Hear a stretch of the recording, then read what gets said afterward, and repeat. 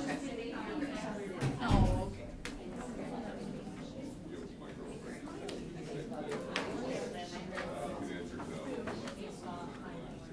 You can tell which direction the camera goes.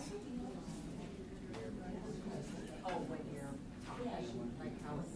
Well, that everybody's over on this side.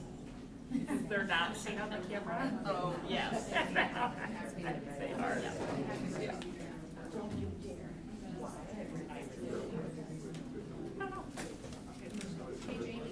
Yes, ma'am.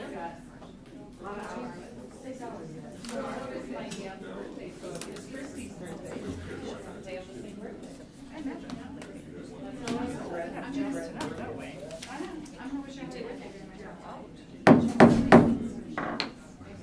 The time is 6 p.m. We are going to call this meeting to order by starting with the pledge. I pledge allegiance to the flag of the United States of America and to the republic for which it stands, one nation, under God, indivisible, with liberty and justice for all.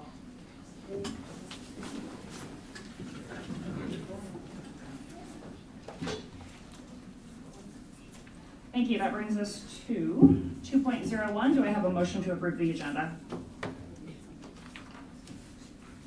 I'll make a motion to approve the agenda as written. Second. Roll call, please. Director Castro. Yes. Director Champion. Director Dorder. Yes. Director Eastman. Yes. Director Lynch. Yes. Director Pevich. Director Smithson. Yes. Motion carried 502. Thank you. Brings us to 3.01. At this time, any member of the audience may address the board with comments about items of interest or concern. Citizens wishing to address the board during public comment must complete the public input form located in the back corner of the room in its entirety prior to speaking at the podium. Please state your name and limit your comments to 3 minutes. And as a reminder, Iowa law prohibits discussing specific employees or their job performance. We caution those making comments that what they say could violate the rights of others under the law of defamation or invasion of privacy. And if you are unsure of the legal effect of your remarks, please seek independent legal advice prior to making your comments.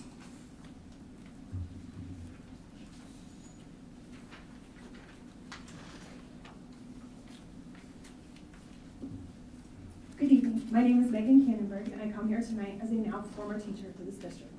Many of you have heard from me before as I've advocated for our music program throughout my entire 16-year career in this district. Each time I reached out, I was met with some form of the comment, "We support the arts." Clearly, we have a very different definition of support. Examples of support we received were reductions. In 2010, FTE in elementary art and music was cut. While I understand that this was a consequence of the governor's across-the-board cuts that took place that year, it was done under the pretense that when things were better, the FTE would come back.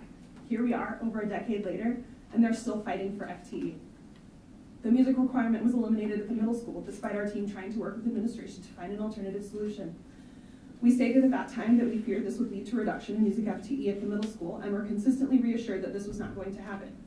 Here we are, going into next year with 1 FTE less in music at the middle school. Fighting for resources. The bus transfer was eliminated during and after COVID. When we heard this was going to happen, we brought it up with the directors of transportation and operations that were told that there would be no alternative offered. The elimination of the bus transfer was our transportation for students in band and orchestra in 4th and 5th grade to their elementary schools after rehearsal. It took us fighting up to the week our rehearsals started to secure transportation for those students. Safety and health in all of our learning spaces. At Mark Twain, we had to reach out and ask to have our lock replaced because in order to secure that room, we had to go out in the hall and lock it with a key. It was missed. We were told when we reached out that that was an expensive fix. We'd have to think about it. Eventually, the building administrator reached out, and that was finally taken care of. At Hoover, during construction, we learned that our band and orchestra room was being eliminated when we saw the plans, not because someone actually spoke to us about it. When we reached out about where we would be teaching, the administrator at the time waited until the end of the year to inform us that we would be teaching in the former kitchen that was now used as the PTO room while the building was under construction. During that time, we had to continue to remind custodians that the room was used as a learning space. We encountered many issues, garbage not being emptied from Fall Fest in October until March, when we moved the can ourselves into the hallway so it could be emptied. The room was not cleaned, swept, and items were just dumped in the space like it was a storage closet. We proactively tried to engage that administrator for a year and a half in discussions about where we would be located after construction was complete. Emails were ignored or responded to with, "I'm not ready to discuss that." We attended the meeting at Hoover where room assignments were being discussed by staff. This meeting was called by the administrator who did not attend. All discussions and decisions made by the staff in that meeting were disregarded, and we were placed in a room that had been used as a temporary nurse's office, a concrete box with no acoustical treatment. I met with the building administrator at the time, director of operations, and the assistant superintendent at that time to discuss the inadequacies of that room. All concerns were ignored. This year, when teaching in that room, the sustained decibel levels were over 150. For reference, 30 minutes of decibel levels at 85 or higher cause significant hearing damage. I will respect the time, but I do want to make one statement. I emailed the director of communications on May 8th and followed up with my co-teacher on May 26th to acknowledge and celebrate some of our students. They were never acknowledged or celebrated. There was no social media posts, no accommodations, so I'm going to read their names. 13 fifth grade students represented our Bett North Elementary Schools at 3 honor bands this year. Young Musicians Honor Band, Evie Neighbor, Lilith Bingham, Graham Halverson, Madison Pondell, and Paisley Beecher. Co-Elementary Honor Band, Kira Taney, Abby Smith, Ray Dobbins, Declan Hernandez, and Maxon Miranda. Seba Elementary Honor Band, Gavin Schaefer, Kyler Franks, and Leslie Donat. These students deserve to be recognized and celebrated by the district, and the district failed them. Do better. Anyone else wanting to come forward? Now is the time. All right. We will move on to 3.02, Board Shared Communication. Director Castro, let's begin with you, sir. I have nothing to report. Thank you. Director Smithson. No report. Thank you. Director Bevich. Thank you. Director Porter. Also nothing. And Director Lynch. Why break the chain? Okay. Happy summer. Brings us to 3.03, Superintendent's Report. I know you have something to say, so go ahead. No, I guess I could say nothing, but no, this is my time to celebrate staff. Wow, hard to believe that we, Just for the record, you had to follow mine. yes, So you're welcome for that. touche. But I do, in all sincerity, want to thank all of our staff for an outstanding 22-23 school year. We had the privilege of honoring our employees last Friday at our all-staff end of the year celebration and recognition. Thank you, President Eastman, for being there to represent our board of directors and saying a few words to our staff and attending the remaining celebration. We were able to recognize our retirees, our Years of Service Award winners, and we even had a 40 Years of Service Award this year to give. And our Superintendent Star Awards, and we gave out 9 Superintendent Star Awards this year. It has, I might have said to a couple administrators this week, I thought this was the first week of summer, but it's not, because we have been engaged, all administrators have been engaged in 4 full days of training. We just ended that today. And we, alongside us, we're joined by our certified staff, teachers, instructional coaches, counselors, interventionists, who were part of 3 of those days. So we kicked off the week on Monday with PBIS training. Both building and district level administrators were present with teachers and certified staff from the PBIS BLT leadership teams. We reflected on our data from this year, including the self-assessment surveys, the tiered fidelity indexes, and just overall our behavior data. And then teams started planning for next year. What's that going to look like? What is the data telling us? Tuesday, all the administrators were in this room. There might have been some who could not control themselves and were throwing objects around the room at certain points in time. I think Director Allison, you're in the audience, right? No, in all seriousness, we engaged in a full day looking at the district systems fidelity inventory, which is part of PBIS, the DSFI, and so essentially that helped us ensure that we have fidelity to that multi-tiered systems of support around social, emotional, behavioral well-being. And then yesterday and today were 2 full days. I want to thank our AEA partners who helped facilitate the training and helped support us as we had building teams. We had approximately 75 to 80 certified staff, teachers, counselors, instructional coaches, interventionists, as well as all administrators in the district together in one room, looking at going through what we call the SAMI, or the Self-Assessment of Multi-Tier Systems of Support. That tool helps the teams understand how we're doing in implementing and supporting students in their learning and with interventions. And it also helps us identify our strengths and what are our challenges. So they were using data, the ISAS data that we're starting to get in now, but also looking at end of the year progress monitoring data, looking at other formative assessment data that we have. And by the end of today, each site, so we had all of our buildings together, all 5 elementaries, our middle school and our high school. And so by the end of the day, they had to report out a goal around literacy, math, and SEDH, and then other work that they're going to focus on for next year. The energy in the room was incredible. The engagement, when this is supposed to be the first week of summer, was outstanding. The feedback I heard, some of the best training they've ever attended. And so we really were digging in on what they had to self-assess where they were, and they did that by building, and then from there start building action plans for next year. So while only our middle school and high school were identified by the state as needing some assistance for targeted student groups, we as a district made a decision that we would do this as an entire district and journey through this process together. So I want to thank all of the certified staff who, while they could have been on vacation, hanging around pools, doing whatever in this beautiful weather, they took time out yesterday and today to be with our administrative team and our AEA team to start digging in and designing action plans to focus on the students in our district. So it was exciting work, and I want to thank them. Again, just want to end with thanking all of our students, families, and staff for a great year.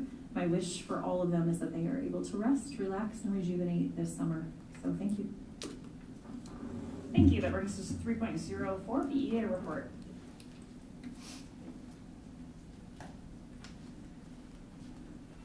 Good evening. Short and sweet, we've closed out our year and we want to wish our teachers a restful break. We have some new and returning building representatives and a new vice president, Melissa Randall. As a team, we've had a full summer planning planned, and we're excited to hit the ground running. So we'll see you soon. Thank you. 3.05, BESO report.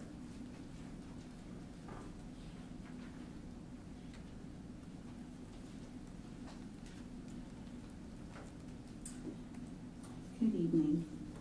Our peer mentoring team will meet over the summer to continue our work preparing a pilot program for the fall. And our executive board is going to have an opening next year as our secretary, Christy Henson, is taking on a new role as Dr. Morris's executive assistant. We're very excited for her and wish her well in her new position, but her presence on our board will be greatly missed. The Great River She's staying in the district. Yes, we are very grateful that she is still here. The Great River Unisword unit is offering a new member incentive for anyone who becomes the ISDA member through June 15th, and we're pleased that several of our ESPs are taking advantage of this incentive. And we look forward to seeing them at meetings and events in the coming year.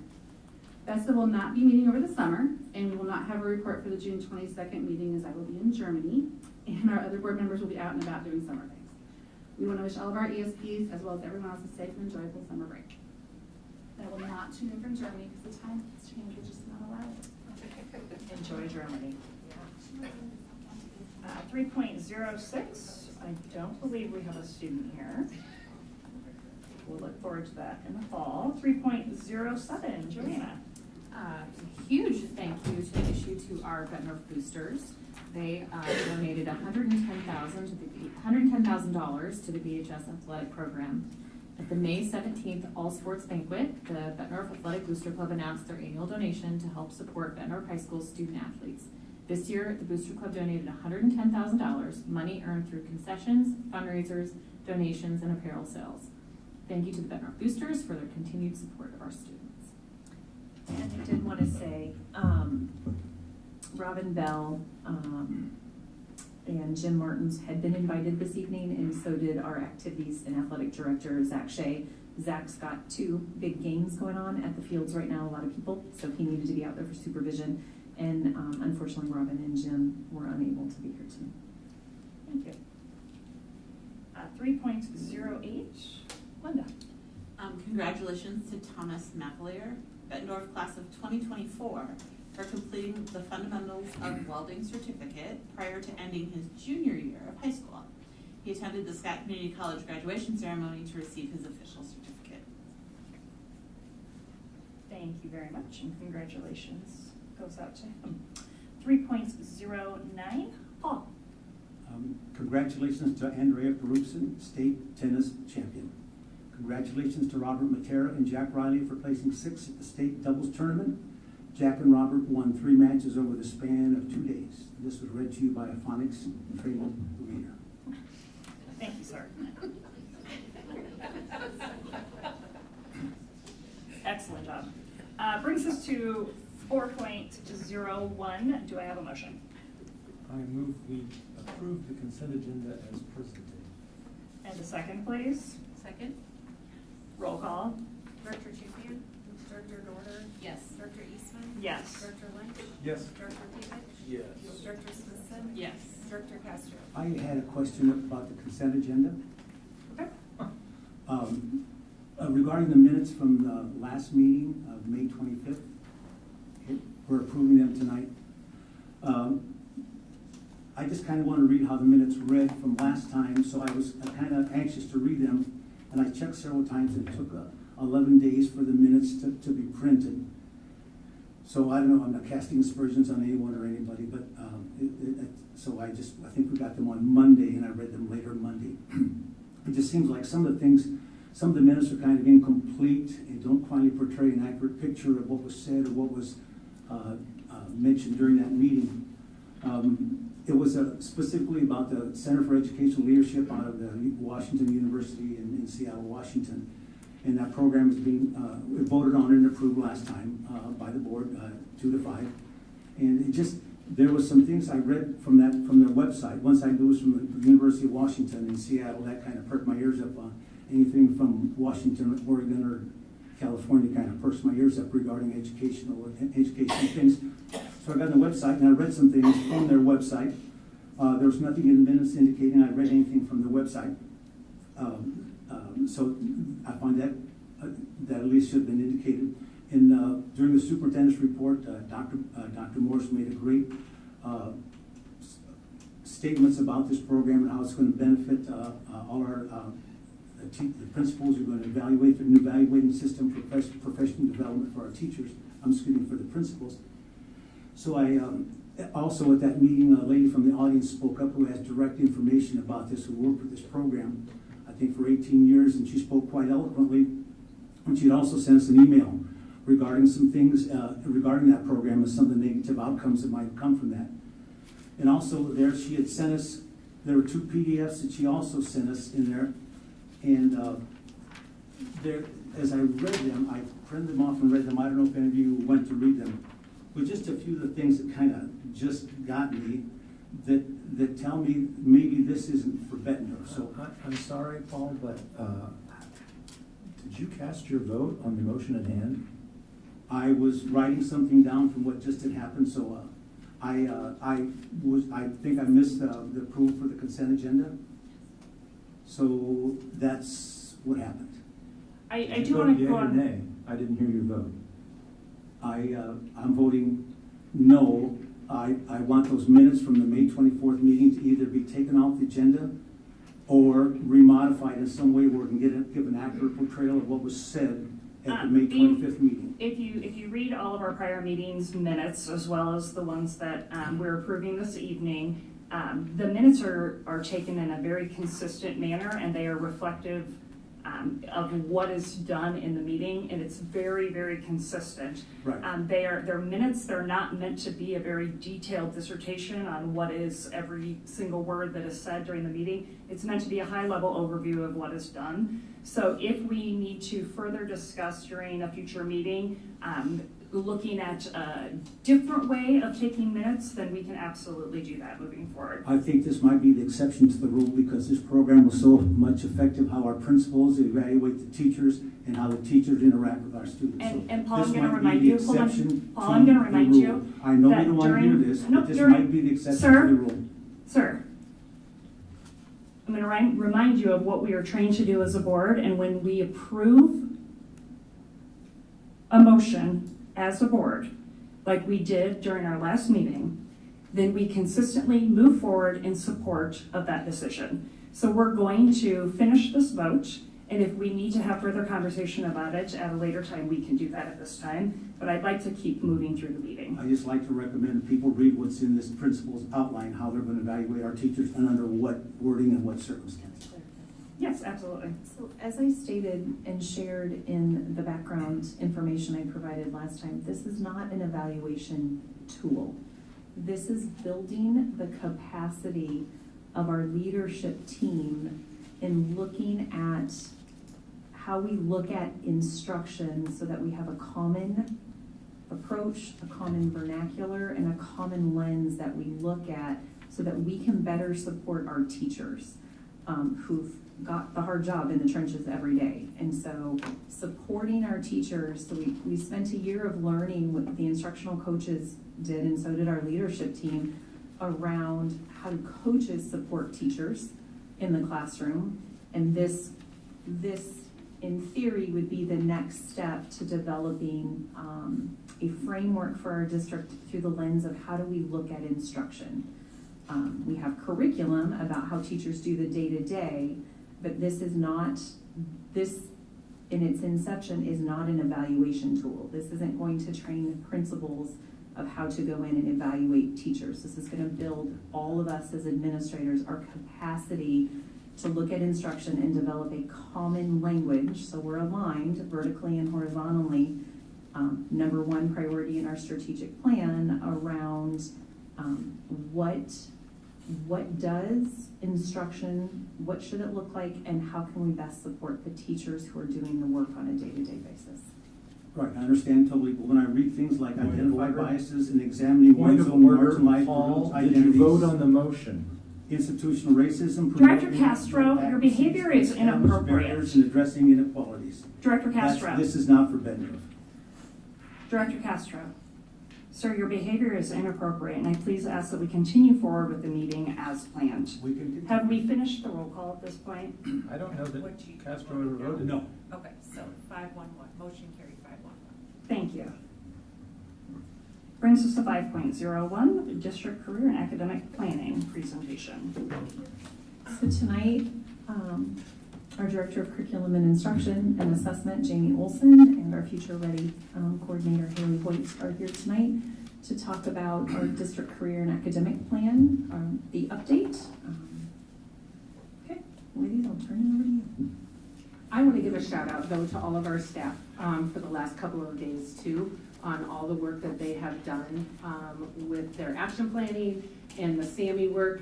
If you've never seen it in action, it's a lot of tough conversations that they were having and pushing on each other and challenging each other for that pursuit of growing. So I just want to give a shout out to, we had 2 beautiful days for the first 2 days of summer break.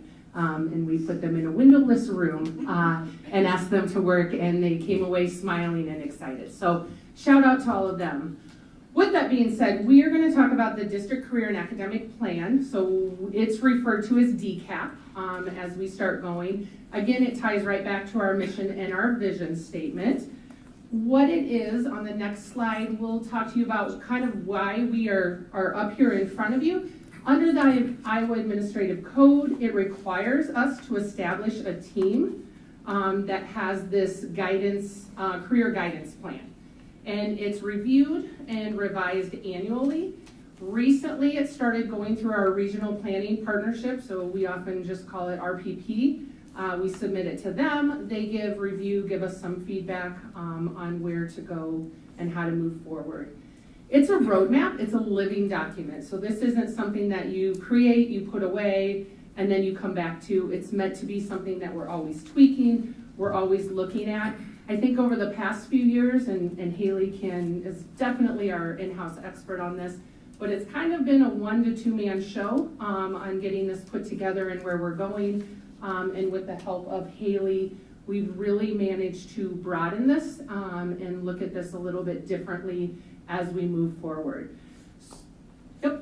Who's on the regional planning partnership? You want to think more details.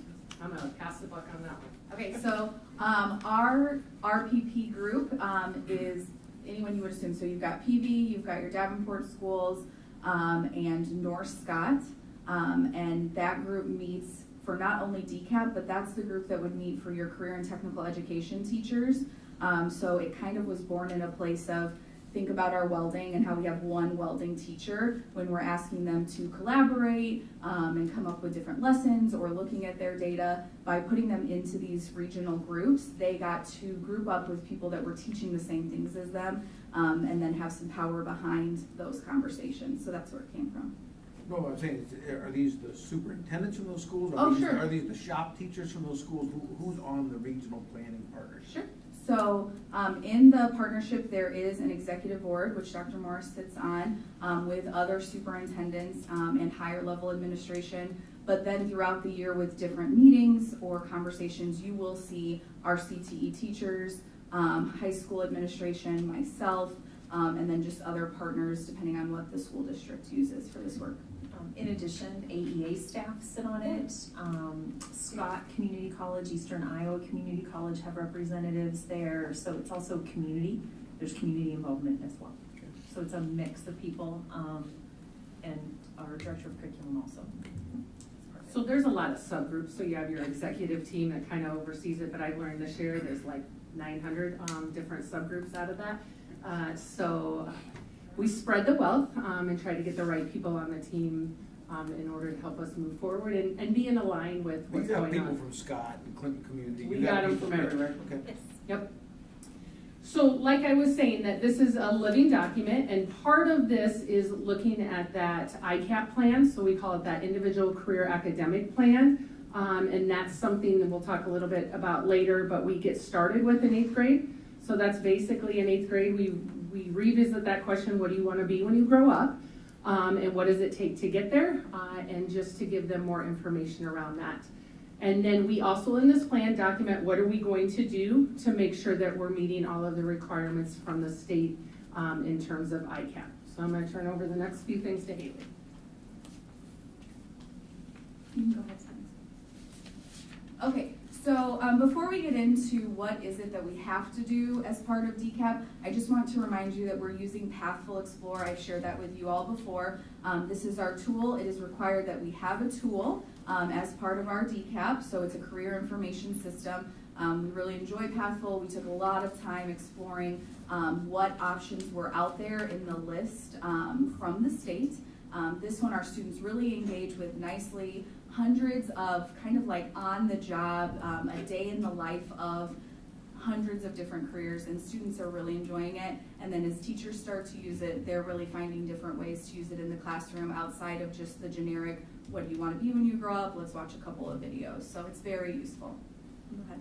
Just to, Sure.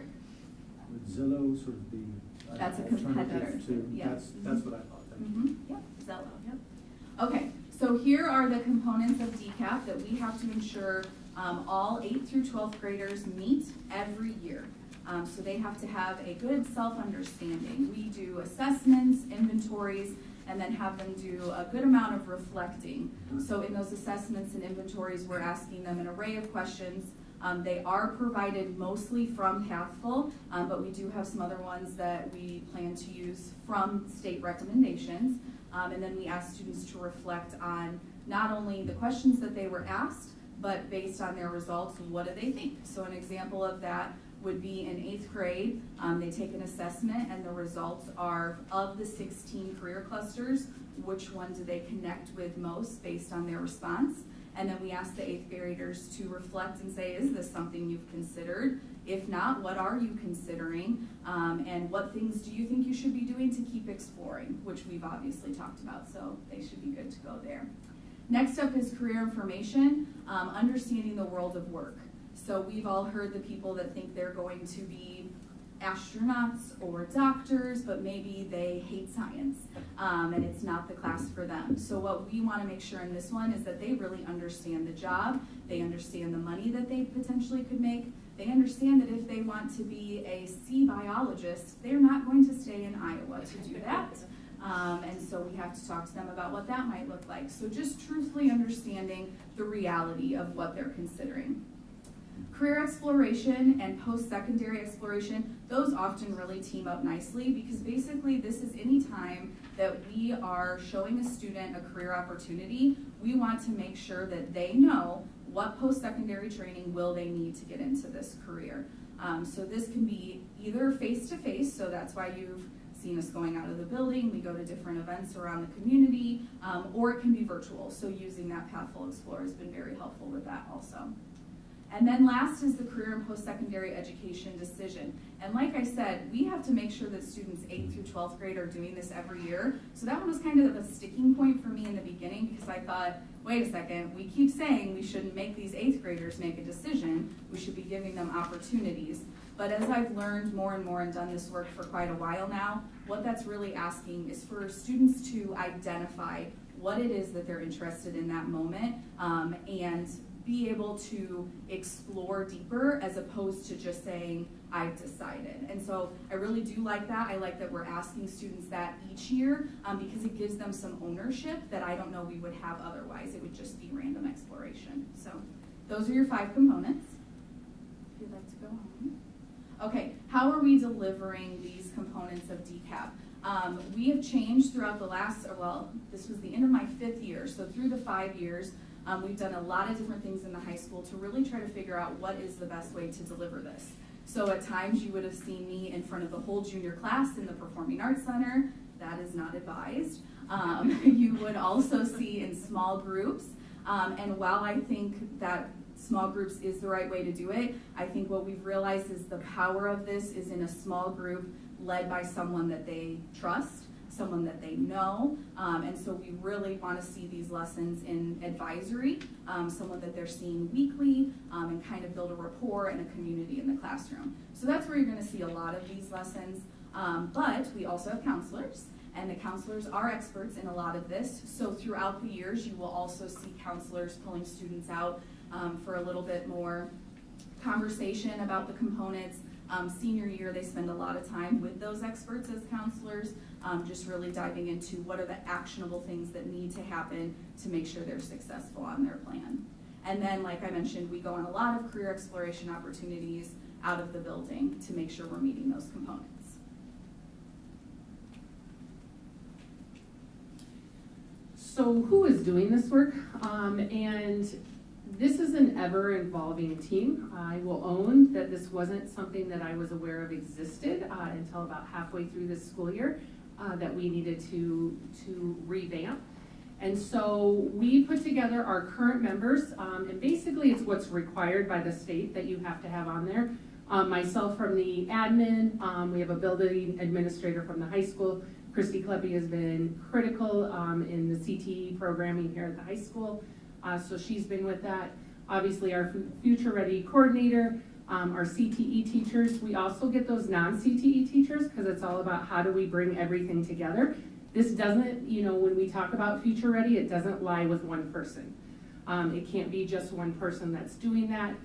Through special ed, we also have those work-based opportunities for all students, and then we have that counselor role on there because obviously they play a critical part as students are looking at choosing courses and deciding what things need to look like for the future.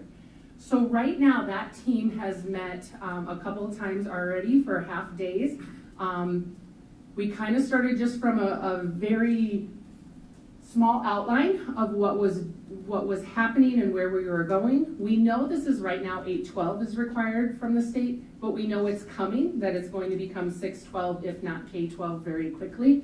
And obviously the earlier that we can expose kids to options that are out there, the better prepared they are when they get into high school to get in those courses. We have such tremendous opportunities for students here at our high school to take courses that will really further their post-secondary opportunities. And we want to make sure that we're getting that information to them as early as possible so that they can make those educated choices for their classes. As we look at where do we need to go, I made the decision to just start with that core group. I needed personally to get a sense of where we were at, what was going on, and the majority of our work up until this point had really been in the high school. We had done what we needed to in the 8th grade. But it was more our own kind of a checklist. This is what the state says we have to do. We got it done, we met that. But the majority of our work had been done at the high school. So I chose to start with that smaller team with the idea, now that we have a good foundation going, that we will open that up to administrators at the middle, elementary level, along with counselors. And we have a great opportunity this year to get some CTE programming exposure into our middle school. So those kids will have that opportunity even earlier to start looking at some of these career clusters and really seeing what's out there.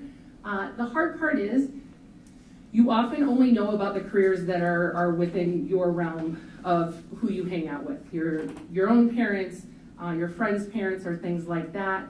We often say, I want to do this, but we don't understand that, like the medical field, there's so many different ways to be a part of the medical field that doesn't require maybe being a doctor and going, you know, I hate school, but you're going to have to go to school for a really long time to get there. But what are some of those other options, and what else is out there? Being a former 8th grade teacher, I can tell you it was always funny when they did the ICAP, and they took those inventories and they started to say, you know, what, you know, do you like to work outside, inside, those type of things, and then it would kind of kick out a list of jobs that might suit you. And the conversation that students would have around what jobs kicked out was very interesting. Jobs they didn't even know existed. They weren't sure what they were. They'd never thought of that. I think someday I need to go back and take that inventory and see what I'm going to be when I grow up, but maybe another day we'll get there. So those are the type of things that we want to start as early as we possibly can, and then bring on our middle school and our elementary. Yep. So, what's the goal, or what's the role of this DCAP team? I guess my question is more, do you not need some of these people from that regional program planning group on here, or maybe some local business leaders as well? What does this team do? So this team makes the plan for what we're going to do. So it doesn't mean we're not working with those teams, but it puts together that plan. I mean, that's kind of Haley's whole role. Don't get me wrong, I'm hot on this. I think this is great. This is great. But I mean, I'm saying, what does this team do?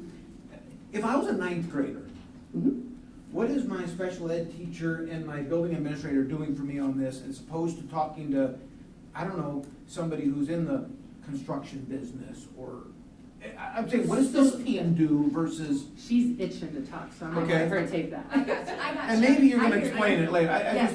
So what this team is going to do is going to decide, when is that 9th grader going to talk to someone from construction? When are we going to bring those people in? So they're not only talking to them, we're saying this team is going to put together the plan of when do those conversations happen. And then in regards to the colleges, the community members, the RPP team, that definitely I would say would be my role in making sure that, I mean, there are times of the year where I feel like those people I'm mentioning I spend more time with them sometimes than people in our district, because that's my job, is to make sure we are connecting with the community, we are meeting the needs of our local industry, we're seeing what the RPP needs for us. So they're all a part of the plan. It's just that this team is reviewing how is that plan being executed, and is it realistic? Because for me to sit here and make up a plan, but I'm not in a classroom, is it realistic? Is this going to go over well? That's what this team is reviewing for you. Haley, can I ask a question? Does this team also help identify what opportunities we take our students to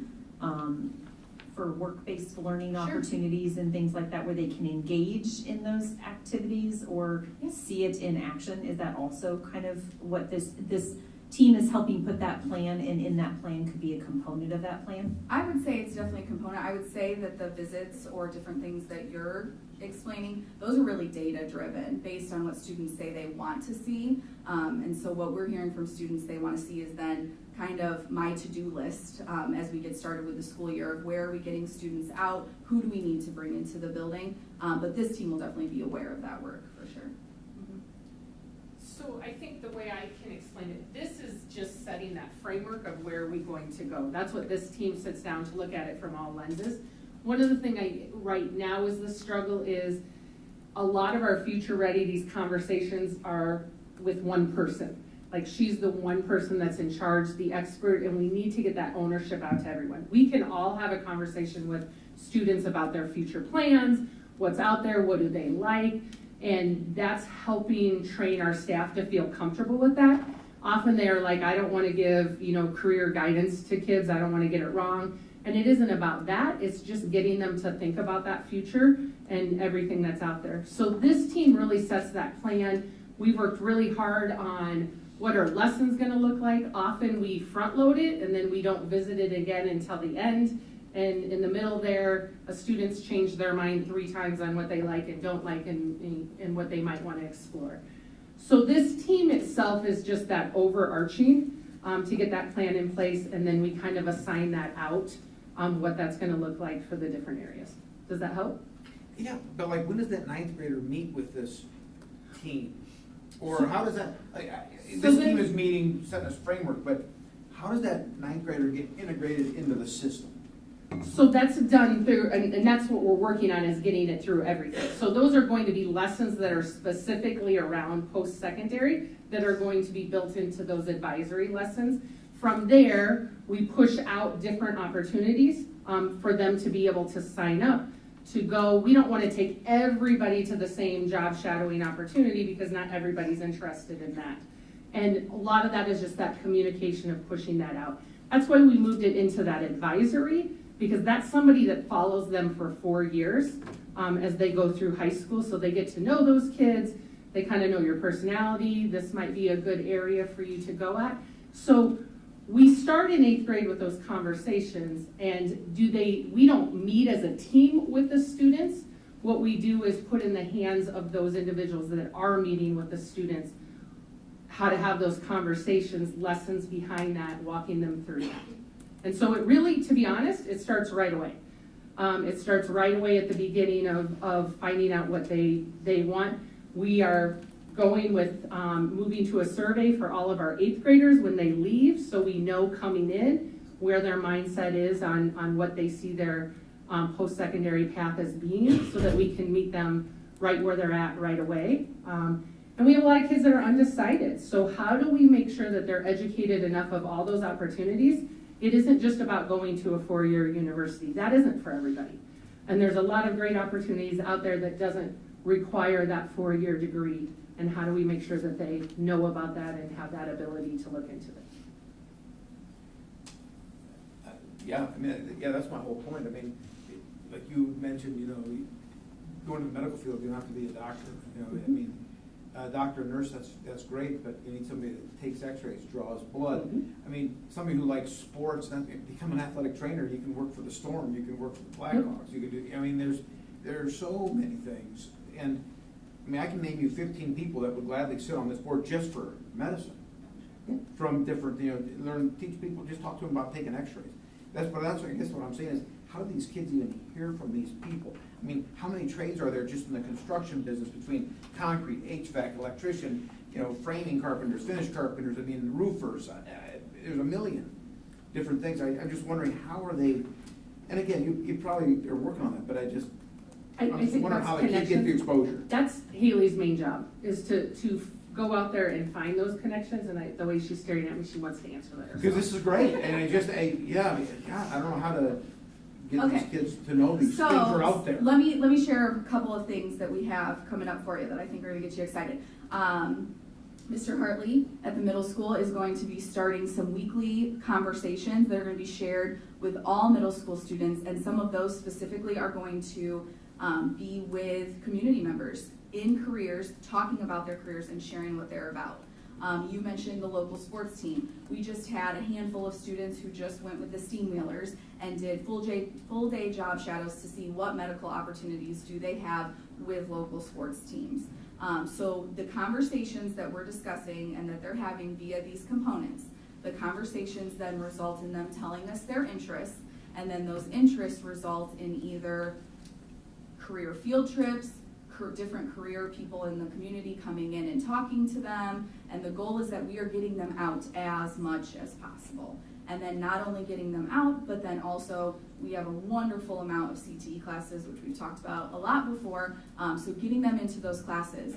In those CTE classes, remember I said that all of our CTE teachers sit on that RPP group also, and in some of those meetings, they're sitting down with local business people to hear from the electricians, from the medical field, whatever it may be. They're hearing from them what should they be saying in their classrooms. So I really think it is a full circle of what our industry needs, what our students are interested in, and what they're hearing from us at Bettendorf.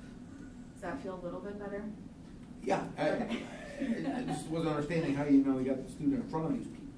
You know? Oh, yeah, they're not in, oh, you mean in front of the business people? Well, yeah, just so they know what exposures there are out Yeah. there that. So remember how first semester you took a job shadow. That was based from our advanced health careers class. Every student that takes advanced health careers is guaranteed a job shadow. So I know one went with you and one went with your wife. And by that point, the hope would be that they've already been out on more field trips and small group settings, and so this is their day. They've been waiting for this day for that one-on-one attention to get to try this, and so that's kind of the culmination when it comes to our healthcare classes. So those are just a couple of And by the way, I'll examples. take somebody every day. Okay, I'm gonna call you. And Haley, on that note, she put out in our newsletter that just went out, a note that's kind of the all call to our families and our community members of who's willing to partner with us and what that can look like. People sometimes get gun shy of partnering because they think it's gonna be a lot of extra work, and a lot of that's just the conversation. I know when I was trying to decide what I wanted to do and things like that and had, different pathways, my dad sat me down with some individuals and had me have conversations, and that conversation changed my pathway because what I had predicted that job looked like and in reality what it was didn't match. And I'm thankful that I was given that opportunity so that I didn't spend a lot of money towards a degree that wasn't going to meet my needs. All right.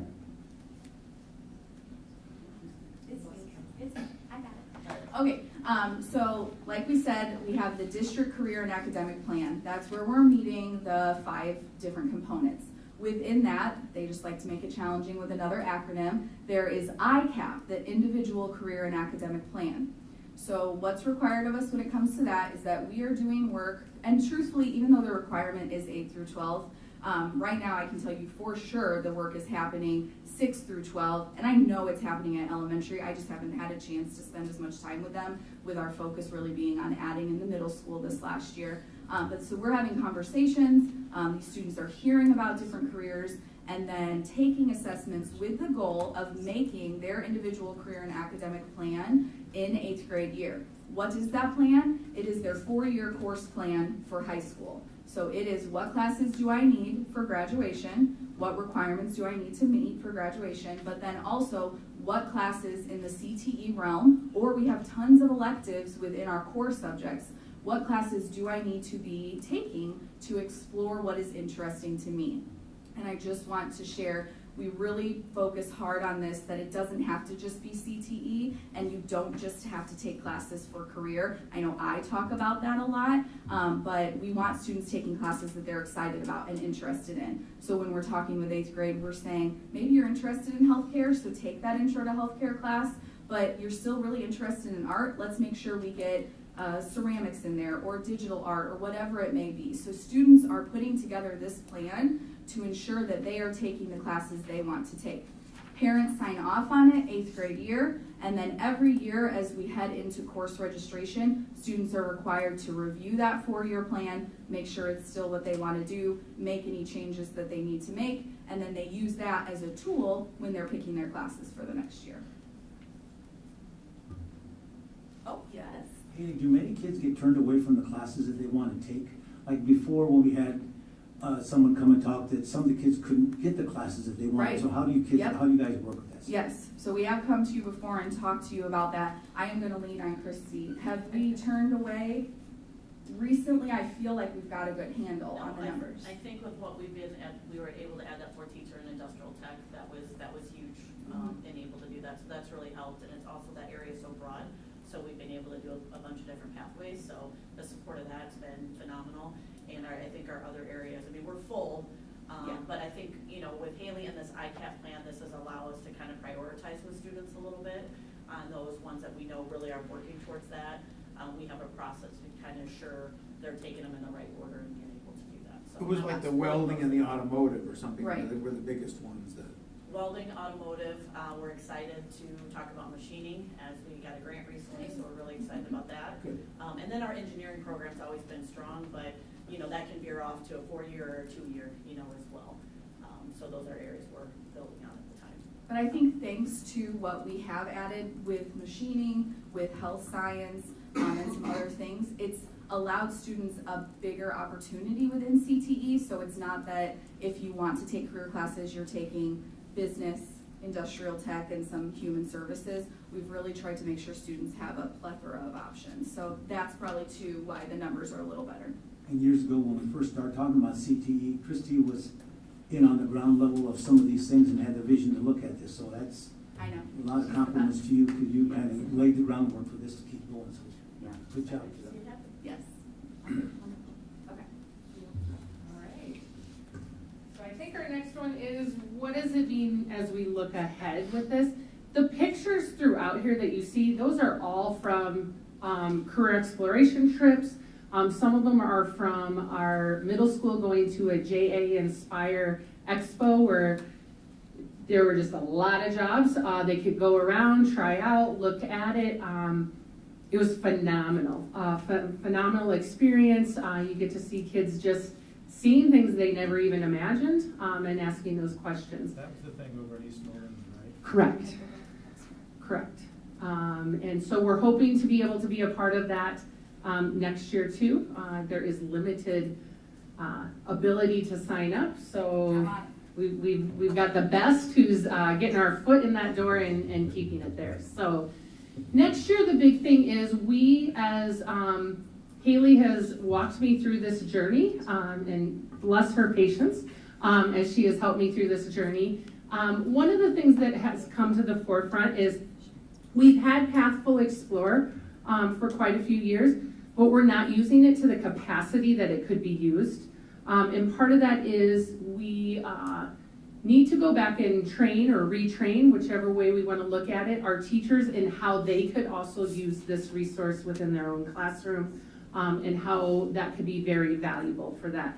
So we've already set some time at the beginning of the year to make sure that they have a full understanding that this just isn't today's Pathful Explore Day, everybody log on and do this, that it's more take those opportunities and blend that right into your classroom so that you can make those connections. A former math teacher, I got a lot of, why do I need to know this? What's the purpose of this? And that would be great opportunities to show where math is used in a wide variety of ways. And so we're looking at making sure that we explain to future, what does future ready mean? When we say that, everybody has a different lens that they're looking through. And how do we make sure we're looking at that for all kids? And that might look different for the 10 kids that you have in your room. But how do we have those conversations without feeling like we're responsible for guiding a kid into a career choice, but just to have those conversations so it's always on the forefront. And then obviously DCAP, I've been very excited. I was a little leery when we got started because I didn't know. I remember saying to her, I don't really know how to lead this. But with her help, we've done some great things. We've managed to get a lot planned out. We plan to come to you in the fall and really show you what that looks like. And then we can report out next year where we're at. Counselors, their role is looking a little bit different as we move into that post-secondary. Up until now, Haley's had the heavy load of being kind of the one-woman team on that. And so we're going to build their capacity so that they feel able to have those post-secondary conversations and help guide our students there. And then all secondary students, we're now looking at that 6-12, are going to be engaging in regularly scheduled. So this isn't, oh my, we've got to get a lesson in. We're going to have them all mapped out for the year, when they're going to happen, what they're going to look like. So that is always being brought to the forefront and not just quickly when you're trying to register for classes. So that's kind of where we're at. Again, we're gonna come back to you in the fall and really lay out what our plan is. We've turned in our plan and everything like that, but we have a lot that we're adding to it. Like I said, it's a living document. It isn't, it doesn't close and you can't change it. But we have a lot of exciting things. And I will have to say, credit goes to Haley. She doesn't get the credit that she deserves for all the work that she's put into this in all her years here. I think she's been waiting to see this kind of explode the way it has. And we're right there ready to open this up a little bit more and help all of our students achieve their post-secondary dreams. So, questions? Questions or comments for Jeannie or Haley? I have a quick comment. As the mother of a 2022 grad, a young man who went through the ICAP process, identified as an 8th grader his desire to be a firefighter, and was nonstop encouraged by Haley to pursue that. Getting to see this work live and know that my 19-year-old is not only certified but gainfully employed as a federal wildland firefighter, and in Montana living his dream fighting wildfires. This program works, and you guys should be very proud. So thank you. Almost made it another one without crying. I thought of this before, this is a wild thought. Is there any way that an 8th grader could eventually, through their scheduling, come up and enroll in any classes at the high school? Get them started younger, with the more interest, or already have possibility and a vision? So, I'm going to say that when I was teaching, that poses its own challenges because of the different types of schedules when we were trying to bring kids up here, like just to say geometry. Instead of bringing kids here, what we're trying to do is expand that CTE programming to the middle school.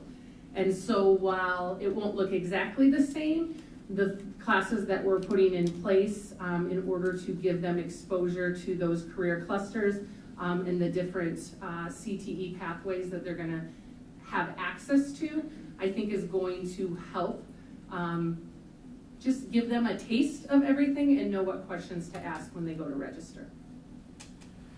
I would just say keep doing this. That kid that we kind of recognized earlier, that Thomas McAlane or McAleen, or I apologize for how you say that name, but that kid has 1,000 doors open to him, and we need to try to offer this to just about everybody. I mean, it's fantastic, and you just got to do it. Yep, and that's what our goal is. Yeah, And it's to get keep doing what you're doing. everybody Keep doing what involved. you're doing. So thank you, I appreciate that support. All right. Thank you. Thank you. That brings us to 5.02, BHS Building Action Plan presentation. So I think Haley and Jamie just laid the groundwork. I know our high school team will touch on some of this work as well. But as I shared with you previously, and as you've had a couple presentations preceding tonight, Mark Twain and middle school, tonight high school, and then next Paul Norton will be sharing some reflection on about their building action plan for the school year, some highlights and some challenges, and where they're going to go next. Yep. Thank you. That's kind of a tough act to follow. But I do want to mention, I want to thank both Jamie and Haley is just being able to have them work from that district lens, and probably am going to make Haley cry because if you remember, we started on this path like way back when on trying to close that gap with future ready and just the number of our kids that are skillfully employed right after they graduate. We just keep seeing that number increase, and so we want to keep celebrating that. So part of that whole process evolved. We've been talking a lot about data, and part of that process evolved with the support of the board and the district and this ICAP process is where we started to identify what kids were interested in. And through the support of everybody, we've been able to add the health sciences, the welding, and a lot of those other things that we weren't giving kids an opportunity to explore before. And so that just kind of leads into why that data piece is so important, and that student voice and kind of what it's telling us. So just giving an overview, we came to you kind of a year ago of where we were at, and when we were looking at some curricular options, what was our goals for the year and what we were looking at. So it was really important for us. I want to thank, first of all, my administrative team, because it was, a lot of work, and this was a whole building perspective, and they are all here tonight, and we're big, foundations of a lot of this work in a building our size. I also want to thank Jeff, as he has gone right alongside us all week in a lot of this data. which is different when you're listening about high school versus Edison, but has been a very valuable member. So we appreciate that because it was a lot this week. So basically a year ago, as we started on this journey for this year, we really felt like when you look at this continuous process, we needed to see what was our current state. We had a brand new administrative team. Our instructional coaching looked a little bit different. And so Celeste, you can go ahead and go to the next slide here. So when we went through and looked at where are we currently at, we looked at a lot of our data. And so when I came to a year ago about, courses and things we wanted to do different for the 22-23 school year, we talked about, we had some concerns. One in our conditions for learning, and that was across the state. That's why we embrace PBIS and what we're doing. So we started really digging into our conditions for learning, both for our staff and our students, because that impacts everything that we do. We also saw some concerns in the area of literacy and math as far as the growth. We kind of saw a little bit of a downward trend. And so we were like, where do we start? What do we take a look at? And so we chose some foundational areas of literacy in 9th and 10th grade. And then math, algebra 2. And the reason that came because we were looking at failure rate and we were looking at foundational level. Where do we start to start chipping away at this? And then of course we want to continue pushing that future ready piece forward. And we had a big emphasis on work-based learning, and there's just been a lot of incredible opportunities that have come over that. So that's kind of the update that I'm going to share with you is where we're at and all that, as those were our building goals for this year. You can go. So the first thing you can move through, I don't know what happened there. So looking at just the conditions for learning piece of it, and this is where I say I want to really thank my administrative team. We spent a lot of time on this last summer really digging into the data of what it was trying to tell us. And so our goals that we set for the year was looking at our curriculum, so our mindset curriculum and how we are going to roll that out in support of our counseling team. We want to improve our results of our condition for learning survey, by 10%. And then if you look at step 3 there, I know Sarah Harris already presented this a few weeks ago, but we wanted to be at 75% implementation with a tier 1, and we are happy to report we are there. We got our TFI back, our data back, and we are there. So we're really feeling like we're at a really good place moving into the next school year to start building into our tier 2 and tier 3 support. So we're excited about that. You can go ahead and go to the next slide. So in order to do this work, we felt like if we're going to roll out and we're really going to look at conditions for learning 9 through 12, we needed to look at our teaming approach across our building. And so we kind of started with this a new approach that we needed a building leadership team, which we had somewhat set in place, but we needed part of that team to focus on the academic side, and we needed another part of that team to focus on the conditions for learning piece. So we kind of separated out that work. But in order to impact all kids, we felt like we needed some grade level perspective. And so we created grade level teams, and how we assign those is we looked at teachers and what, predominantly grade level do they pretty much teach all year long. And every staff member was part of the team this year. And so we began our year just kind of really talking about teaming and expectations to set the foundations for this work. You can move forward. So we felt for conditions for learning, before we can dig in and improve things for staff, or for students, we also had to do the same thing for our staff. So you can see a lot of our pictures. We had a lot of fun. Actually, as I was putting this together, it was kind of reminiscing a lot of the stuff. I believe the bulldog head was lost, maybe hid in Dr. Morris's car for a while, doing some different activities. But we spent some time with our staff really talking about the importance of teaming, culture, how we work together, did a lot of different teaming activities. And talked about just common expectations and why they're so important. You can move forward. So then we took our grade level teams, after kind of building that foundation, is we took each grade level team to focus on our conditions for learning. We identified 2 areas, which were student-to-student relationships and the adult-to-student relationships. That seemed to be kind of our lower scores, and we kind of wanted to tackle those things this year. So each grade level team got together, and I want to thank my administrative team. They all sat as a leader on each one of those teams, and they sat down and developed group norms of how they're going to work together throughout the year. They identified a goal in the area of student-to-student relationships and also in adult-to-student relationships, and talked about how they could have that impact in their classrooms. What could they do to help impact those relationships? We started off also, we wanted them to come up with some common expectations. And part of that foundation came from a book that I have here on a later slide that really talked about how common expectations, that need to be high expectations, are really important to the foundation of the work we do. And as we started to get into these conversations with our grade level team, we're like, ooh, we have a lot of different opinions about expectations. And it was a pretty difficult task. And so that we had to regroup a little bit and really start thinking about what things do we feel really need to be common, and then what things should they have the autonomy to be different in the classroom. And that kind of set off some of our work for the school year. Go ahead. So about midway through the year, as we rolled out our PBIS things that we're teaching, our common expectations, and also some of the things we were doing in our grade level team, we put out a survey because our problem is the CFL is only given once a year, and so we wouldn't get the data till later on, and we needed something midway through, like, how are we doing in this area? So we did a mid-year survey and asked some of the same questions. And so you can see on some of the data in there that when we had our CFL for adult to student, we were at 37.5% positive responses, 57% for students do not treat adults with respect, and then 50% for the student to student. And so you can see with the chart over there under mid-year, how much we improved in all those categories by January, just with some of the efforts we were doing within the grade level teams, and then also within some of our PBS expectations and the structure that we were rolling out. Go ahead. So what that led us to a little bit, like I said, this is the book I was talking about. That was a foundation of a lot of work that we did, the ninth grade opportunity.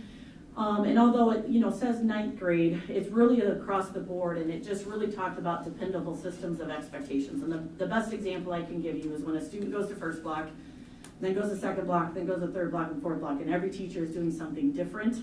It's hard. It's hard on kids. And so we had to have some deep conversations about this, of what things can we make more common. And the expectation can still be high, but we started kind of digging into that and did work with our staff on what do you do in this situation or this situation, so we could see all the different things that we're doing. And that allowed us to scale back when we were looking at our matrix, that if you go ahead and go to the next slide, Celeste. We started making our matrix smaller because we got to this moment about halfway through, we are very passionate about pride, poise, respect, integrity, determination, and excellence. It's a foundation in our culture. But to fit our pillars into pride, it was way too big. It was way too broad. So what I mean by that is when we have students that maybe aren't meeting the pride expectations and we have to pull them out and give them more instruction and help them with these skills, the rubric is almost way too big, and it was just too much for us to have any common expectations.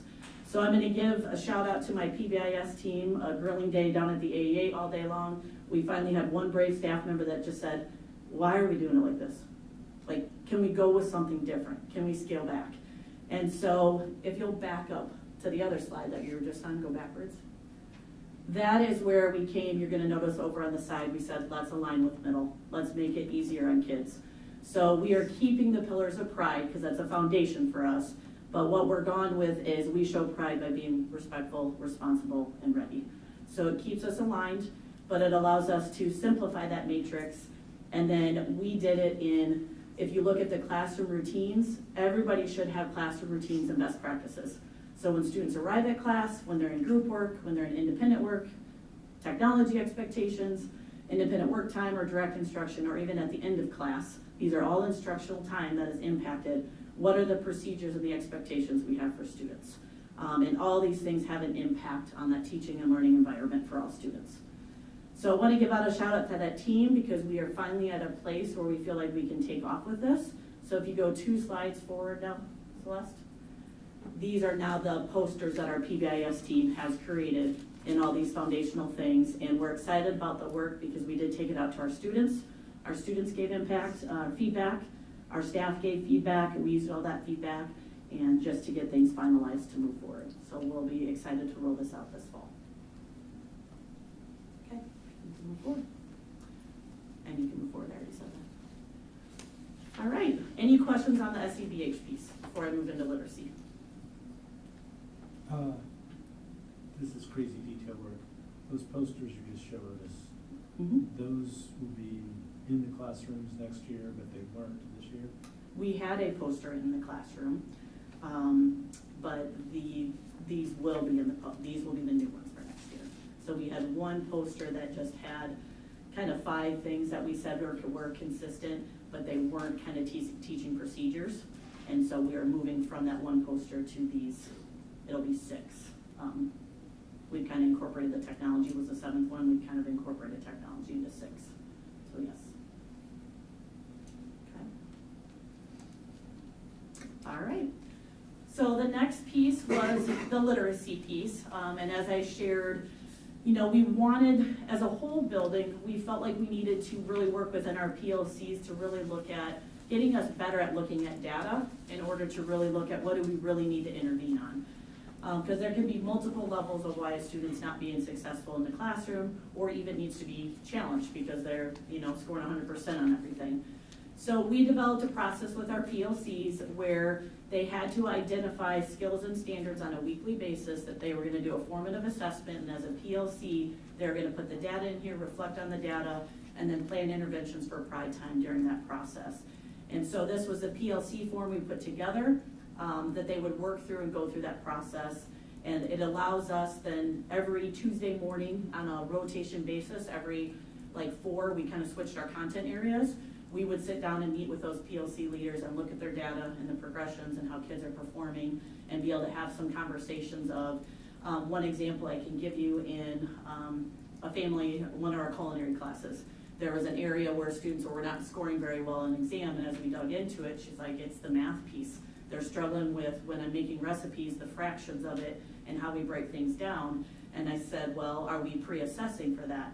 She's like, no, that'd be a good idea. I said, if we pre-assess, then you can pull those kids ahead of time and be working on that. She's like, but I don't know how to teach math. And that's why I said, well, then we're gonna reach out to Marty Beck, and we're gonna figure out how we can use her resources to be able to come in. So that's just kind of one example in some conversations that came out of that process. You can go ahead and go to the next one. So for our literacy goal, one thing we're trying to do is work on the growth. And so again, like I said, we focused on the 9th and 10th grade level. So I want to give a shout out to Kyle Mink, instructional coach, who worked really closely with the literacy team. And AEA, we brought in to do PD. We used the MAP assessment at 9th grade. And so we really kind of pushed MAP into language arts during the semester, and took it all 3 times because we wanted our teachers to get to really dig into the data and see how can we actually use it to monitor progress with students. And so Kyle was phenomenal in putting a lot of those resources, and then Rhonda came in and helped us as well. So we are super appreciative about that. So you can go ahead and go on to the next slide here. So this just gives you a little bit of the outcome of some of that work. So if you remember a year ago when I came in, we were making changes so that students would have literacy all year long. So at the 9th and 10th grade level, we separated our social studies and our language arts courses, so they'd have it all year long. And so you can see, and then we also kind of did some leveling within our English 9. So we have an English 9 and American history course where we intertwine the curriculum. We have an English 9, we have honors English 9, we have English 9T. And so you can see with some of these results with MAP and digging into some of that data, setting goals was a big piece we saw, just that self-reflection with students. But you can see the growth rate that those students had. Now with MAP, in a year's time, it's like 3 points. So you can see the percentage growth there on where we're at throughout that process. So we were happy to see those results. You can go, yep. And then this is the year-long Foundations of English class and American history. So for us being targeted for special populations, these students are all special education students. So if you take a look at their scores and then you look at their growth rate and the overall growth, some of these students have got their highest score they've ever had through scaffolding the American history and the Foundations of English 9 and some of the literacy instruction. This class runs all year long, but they're intertwining those 2 curriculum classes together. And then I think there's one more maybe. And then this shows the ISAS. So that last one was just in MAP. So we did get an opportunity to look at our ISAS scores that just came back. So this is comparing 22 to 23 and the growth that these special education students had in these foundational course where you're intertwining the curriculum. So if you take a look at that, the growth that these students have been awesome. So kids were pretty excited about those results. So we have one that went up 112 points and is now proficient on ISAS. So go ahead. And then these are just some survey results because that student voice is so important. So we just reached out to those students about what they think about having the curriculum blended. And so those are just some of the things, their responses you can see are very positive on the end of those questions that were asked. You can go ahead and move forward. Okay, any questions on literacy? All right, and then math. So we chose Algebra 2 as our targeted area. We didn't really get to this piece of it as we were focused a lot on the literacy PD and PBAS at the beginning of the year. So by January for second semester, we worked with Marty and the Algebra 2 team and decided to look at, we have plus classes for math like 9th and 10th, and then by junior year that kind of drops off a little bit. We have intermediate Algebra 2. And so a lot of times they're asking for a plus class. So I challenged the group, I said, let's look at a different way to use pride time to be more targeted with students we know that are gonna struggle. So they dug into the data and looked at students that through 9th and 10th grade that are now going into algebra that we know probably have been scoring low. They're scoring lower on ISAS or the assessments that we've had. And let's do a targeted group where they're required to come in twice a week during pride time and get instruction on Algebra 2 concepts to try to provide more help where we're more proactive and just not pulling them here and there. So we sent letters out to the families and started this process in January, and you can go ahead and go to the next slide.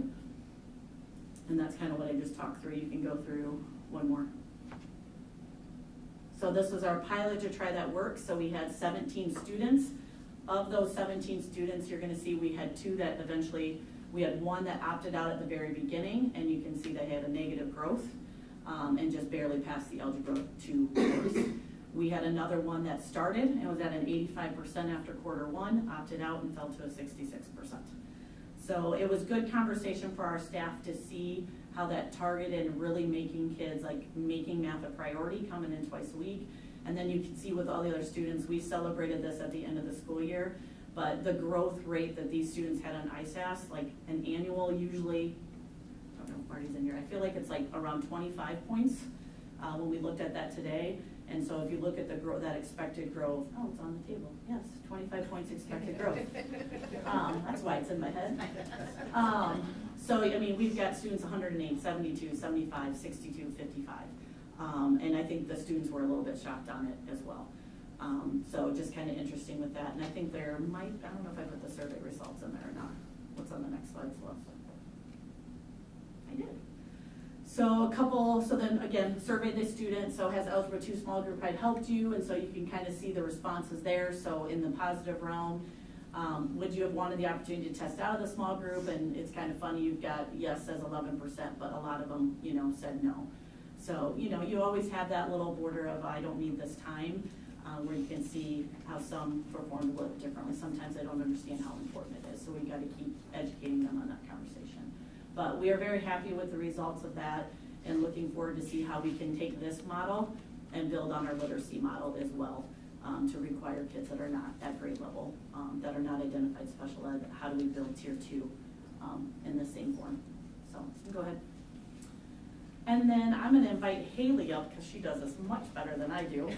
And honestly, I don't want to take credit for it as well. We've done a lot of stuff with work-based learning.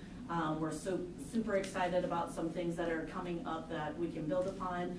But they did an annual report on our work-based learning, and it's pretty awesome. I do believe it's awesome, and I have to thank, it was approved that we could hire a work-based learning para, and as it turned out, the 2 most wonderful people that could do it, each could only work half of the para time, so it worked out really nicely. But I have to say, Taya Johnson and Lindsay Reinhart were the paras that made this beautiful document, and we can share it with you if you want to keep it forever like I do. This is just our annual report. You can see we have a student comment on the front. I can't think of an opportunity that we've taken students on that hasn't had wonderful feedback, and I'm not talking about like students saying like, thanks for letting me skip class. They really appreciate it. I always hear back like, yeah, that's for me, or it's not going to be for me. So I think these opportunities are so much more than just a trip out of class. You can go ahead. We just included some highlights, some of our great pictures. We had students at different colleges. We had them with the National Guard.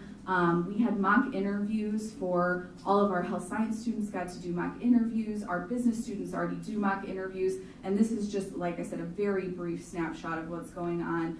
But just really trying to make sure, kind of like what you were asking earlier, how are students engaging in this? How are they getting with the right people to hear the right things? This is where all of that work comes to life, and this is where all of that data takes us. So again, just some noteworthy events. And then this is my favorite page because it's really data-driven. But 9 out of 10 Bettendorf High School students were enrolled in a CTE class during this last school year. That is beautiful. 100% of our healthcare students that were in CTE classes participated in at least one healthcare-related event. 71 career and technical education classes are currently offered at BHS. Over 400 students participated in college and career exploration. It just goes on. It's wonderful. I just love it. It's great. And I just really appreciate our CTE staff. They are wonderful. They are constantly looking for new ways to engage students, not only in the classroom, but with out of classroom opportunities. My administration, both high school and district, for really letting me run with a lot of my crazy ideas. And like I mentioned, the para-educators have been great help, and the counseling staff. They've really stepped up to say, here's what our students are saying they want. How can we make sure that if we hear from a student they want something, that they are getting to the right places? So it's really been a team effort, and it's been a great year. Any question? And then just the last piece of that, it was really hard for me to stay quiet during Jamie and Haley's presentation, because super passionate about this, but a couple things that the regional planning, there's lots of things that go into this, and Haley's done a great job doing a lot of these connections, but we realized regionally we're all tapping into the same resources.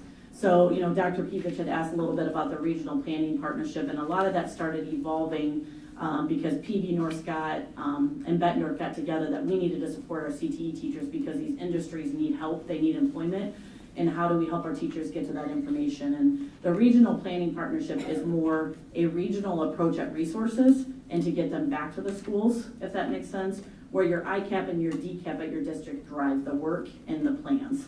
And they kind of meet somewhere in the middle. And then I would say the middle piece is Haley and I also participate on a Metro board, which we meet with Eastern Iowa Community College and all the area schools in the Quad Cities, and we are constantly talking about industry, pathways. We have one student who might be exploring digital modeling, and so that's where all these conversations and stuff, and how we get, kind of you were asking, how do we get these resources back to kids with that. And the foundational piece of, you asked about 9th grade, it all starts in that freshman class. They're getting a big piece of that to start building that foundation.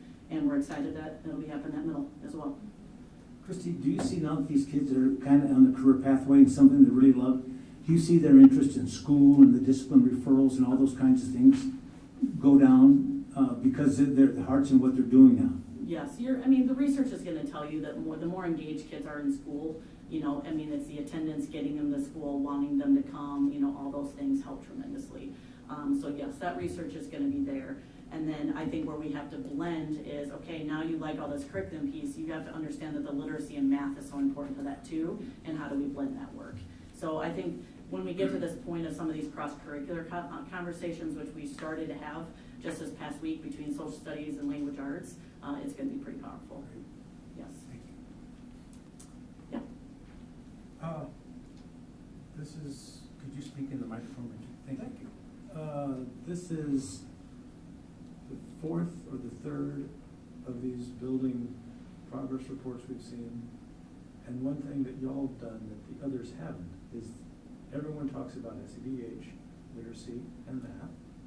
I think it's nice to have that consistency, but y'all added the fourth, CTE. Makes Put that sense, all together. but talk about the why. Why I added the fourth? I think it goes back to kind of what you just said. It puts it all together. We started on this pathway, I don't know why I want to keep saying 2015, but that's what comes up in my mind, where Iowa came down with a goal of Future Ready, where we wanted to have so many percentage of our students in Iowa have some sort of post-secondary degree, one extra paper on the job, you know, something like that, and how do we start getting, you know, bridging that gap between all that. So the fourth piece is the glue for the why for kids. Why am I doing what we're doing? Because every teacher will say, I don't need to learn, you have that, you know, why do I need to learn this? I don't need to learn math, you know? And so trying to get them, you know, connected to the why, and that's why we have the fourth piece. So it's the future ready piece. Any other questions? Thank you. Welcome. That brings us to 5.03, Paul Moten Building Action Plan.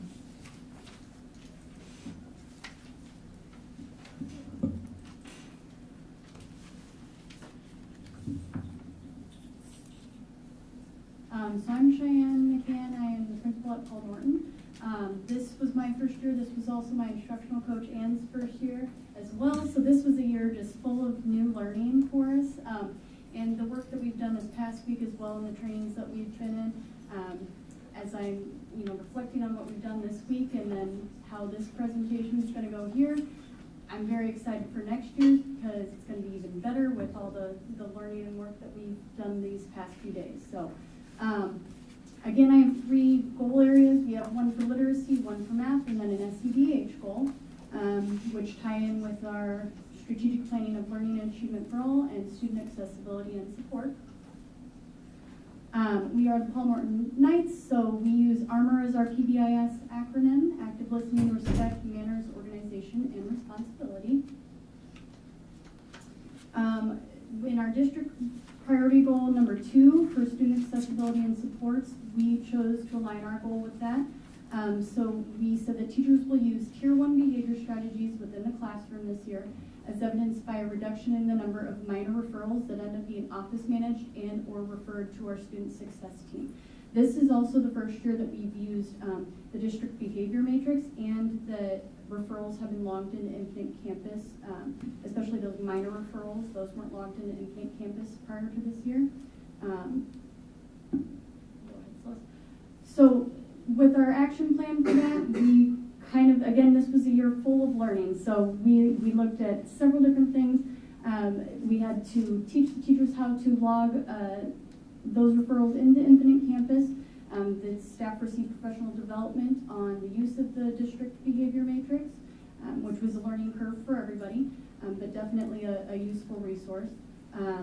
We looked at our student success team data and reviewed some of that, and then how students were being nominated to the student success team. In the beginning of the year, it was kind of just a anecdotal process, and we wanted that to be more data-driven, so we created a tiered intervention tracking sheet where teachers could choose a Tier 1 intervention that they would be implementing in the classroom, and then track data for individual students on that. And then once they had completed an intervention cycle with the student, if they were still kind of struggling, then they would be referred to our student success team, where we could look at maybe a deeper, more Tier 2 level intervention with that student. We also use Panorama, which is a reporting tool that'll tell us what areas we need to focus on as a building, if there are any building-wide, like one this year was Foursquare. It's the Olympics, whenever it's time for recess and Foursquare is involved. So Panorama allows us to see, like, out on the playground, we have, a lot of inappropriate language happening, and it's because of Foursquare. So then we're able to do some reteaching with students. It even breaks it down to the grade level as well. So we used that data tool a lot this year. We have our conditions for learning survey that students take. We did the TFI yearly review this year as well. Sarah Harris provided PBIS training for our BLT team at the AAA. That was a year-long training. We had targeted counseling lessons, again, based on data that we were seeing, and small groups within that as well for students.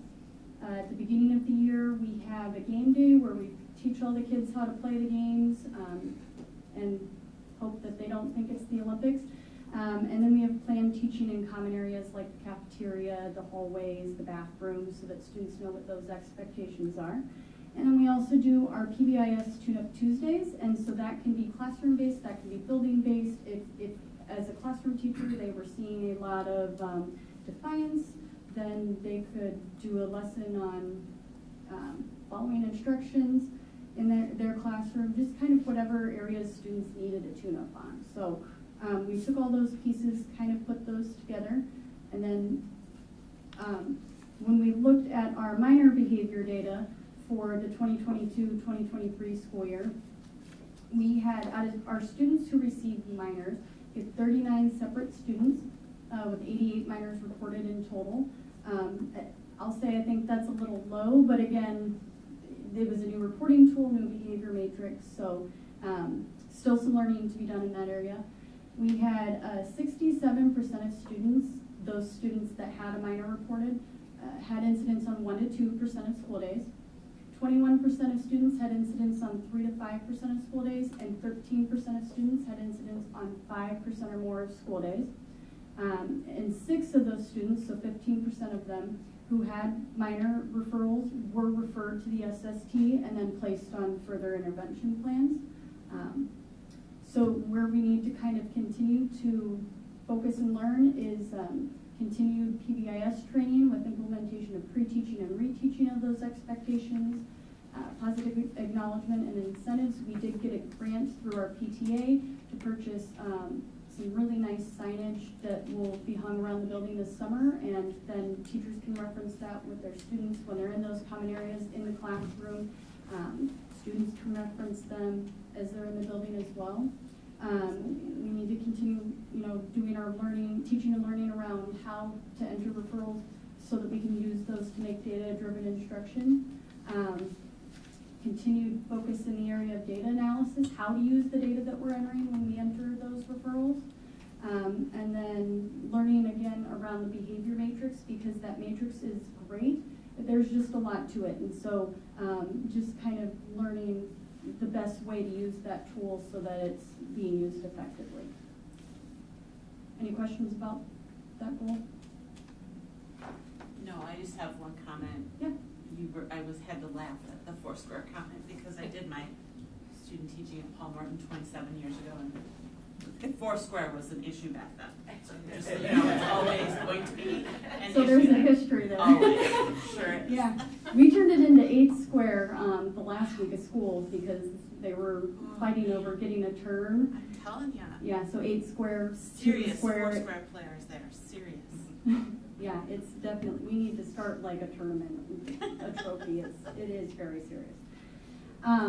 So then our literacy goal was aligned around District Priority 1, learning and achievement for all. Our building goal was that by June 2023, 75% of our PLC teams would be utilizing data-driven instructional decisions to plan for student learning, which would result in students scoring by 1 year or more according to FAST testing. So Rhonda this year really led our elementary teams in a lot of learning around looking at data, using that data to plan for instruction and intervention, and we did it all without a literacy curriculum. So next year when we have a new literacy curriculum to implement, I'm going to guess that our growth is going to be even higher than it was this year, and the growth we made this year because of all of Rhonda's work was amazing district-wide. So we had letters training that staff participated in and administrators as well. We have our regular building and district PLCs where teachers get together in their grade level teams and they analyze data and look at upcoming instruction to plan for student learning. We also implemented spelling diagnostic screeners to just kind of see where were there gaps that students needed more instruction on. We implemented UFly, which is a phonics curriculum this year. That was in grades K through 3rd. And then we would do classroom observations for fidelity of implementation. Again, we don't have a curriculum, so it was more to look for those, when we had those regrouping conversations, when we were using UFly, the tools that we did have, because teachers have been creating their own curriculum for a long time in this district. We were looking to see if those things were being implemented with integrity. And we had student-centered coaching cycles. That was learning that the administrators and the instructional coaches went through this year. We looked at FAST testing data. We worked in our PLCs, BLT, and SST to review our academic data. We had progress monitoring in the area of literacy. And then those regrouping meetings, which had never been done before, that there was a really nice process to that. And we looked at, after a benchmark period, what student needs were, and then we would place them appropriately with like an academic interventionist or a classroom teacher that would be working on a specific targeted skill with that group of students. And then we have professional development around the area of the use of data to intensify instruction, which is, again, that ties in with our regrouping meetings, PLCs, BLT meetings, all those different conversations where we're looking at those pieces of data. So this is our growth data here. This is not like our building benchmark data. And if we look on the left graph, that's kindergarten and first grade, they take early reading. The right graph is second through fifth grade, they take A reading. So we're looking at fall to spring growth, and the kind of dark pink color, that is the number of students who made what we would call flat growth. So they kind of stayed where they were at. The next lighter pink, that is the modest growth. So they didn't make no growth, but they didn't make a year's worth of growth either. When we get to like that darker of the two purple colors there, those are our students who made typical growth, which is 1 year's worth of growth. And then the light purple is our students who made aggressive growth. So they made more than a year's worth of growth. It doesn't necessarily mean that if a student made aggressive growth that they were proficient, because they could have been very low to begin with, and they made huge gains, but still maybe aren't quite there. But we did have students that were not proficient. So for example, they could have been 3 grade levels behind, and now they're only 1 grade level behind. Correct. So they grew 2 grade levels, but they're still not proficient. Correct. Conversely, I'm curious how many of the 9% maybe were already at or above proficiency, and so there's Yes. not a lot of room for growth. Yes, we did fifth grade especially this year, had some very high scores, and it sometimes when you're really high, it's very hard to make, you know, aggressive growth because you can only know so much. So yes, it is on both ends there. So that's kind of how we read that data. K and 1 made huge growth. I mean, I can't do the math right now. 96 students, 96 students that made at least a year's worth or more of growth. So our kindergarten and first grade teachers worked really hard to use these processes that we've put in place with our regrouping meetings, with looking at data and analyzing what instruction needed to take place. And we definitely saw the results of that. So I know that next year when we have a district-wide literacy curriculum, this growth is going to be even more exponential. Some continued learning that we need to do in the coming years, we need to continue using data to drive our instruction. We need to definitely continue those regrouping meetings. Those are very valuable. Teachers will continue to participate in letters training and the science of reading training that Rhonda has been providing. And with the new curriculum, we're going to work on the implementation of Tier 1 and then Tier 2 and 3 literacy instruction as well. Any questions on literacy? Yeah. Shannon, did I hear you say that you had no literacy curriculum? Was That's that right? correct. So how does that work? I mean, what happens? So the district has a scope and sequence that each grade level follows, and we also have standards that students are assessed on. So the district scope and sequence does have some resources for teachers, but it's not a full and complete curriculum.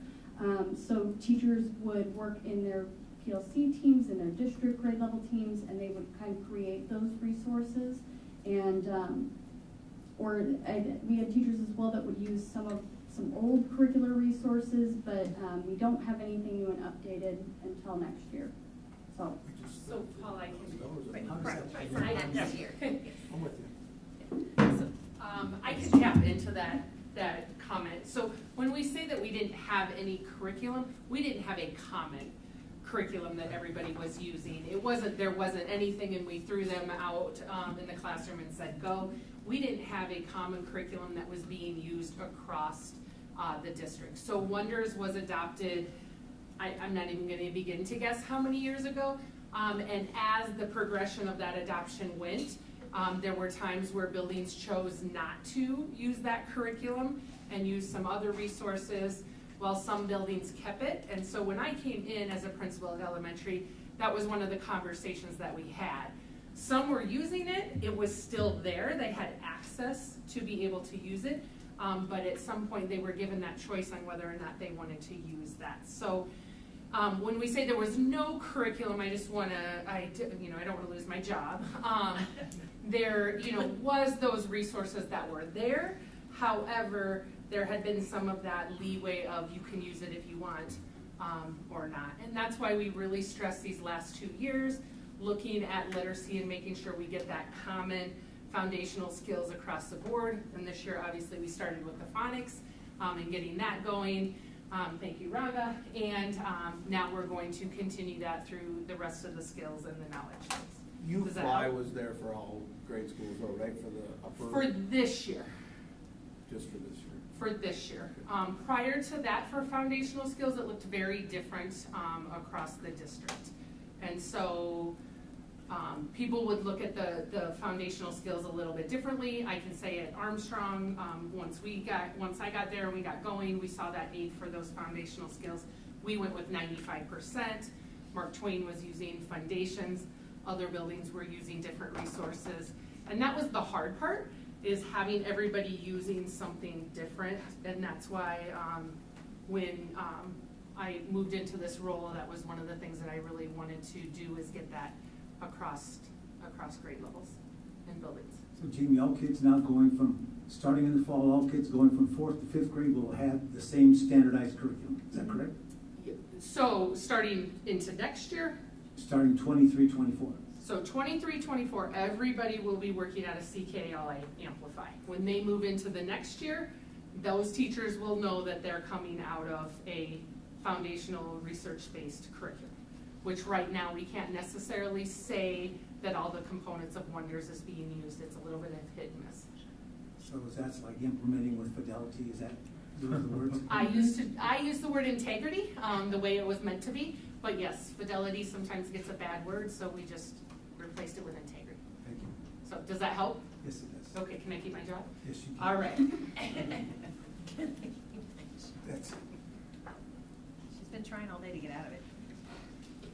So then, for our math goal, and again aligned with priority 1, learning and achievement for all, our building goal was that by June 2023, 60% of our teachers will implement differentiated academic interventions for all student groups at least weekly, which would again result in students growing by 1 year or more according to FAST testing.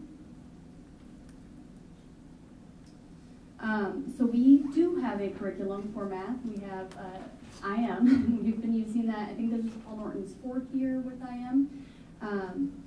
We also got an intervention program this year called Bridges. We did not get that until the end of 2nd quarter, so almost into 2nd semester. So we did not have that all year.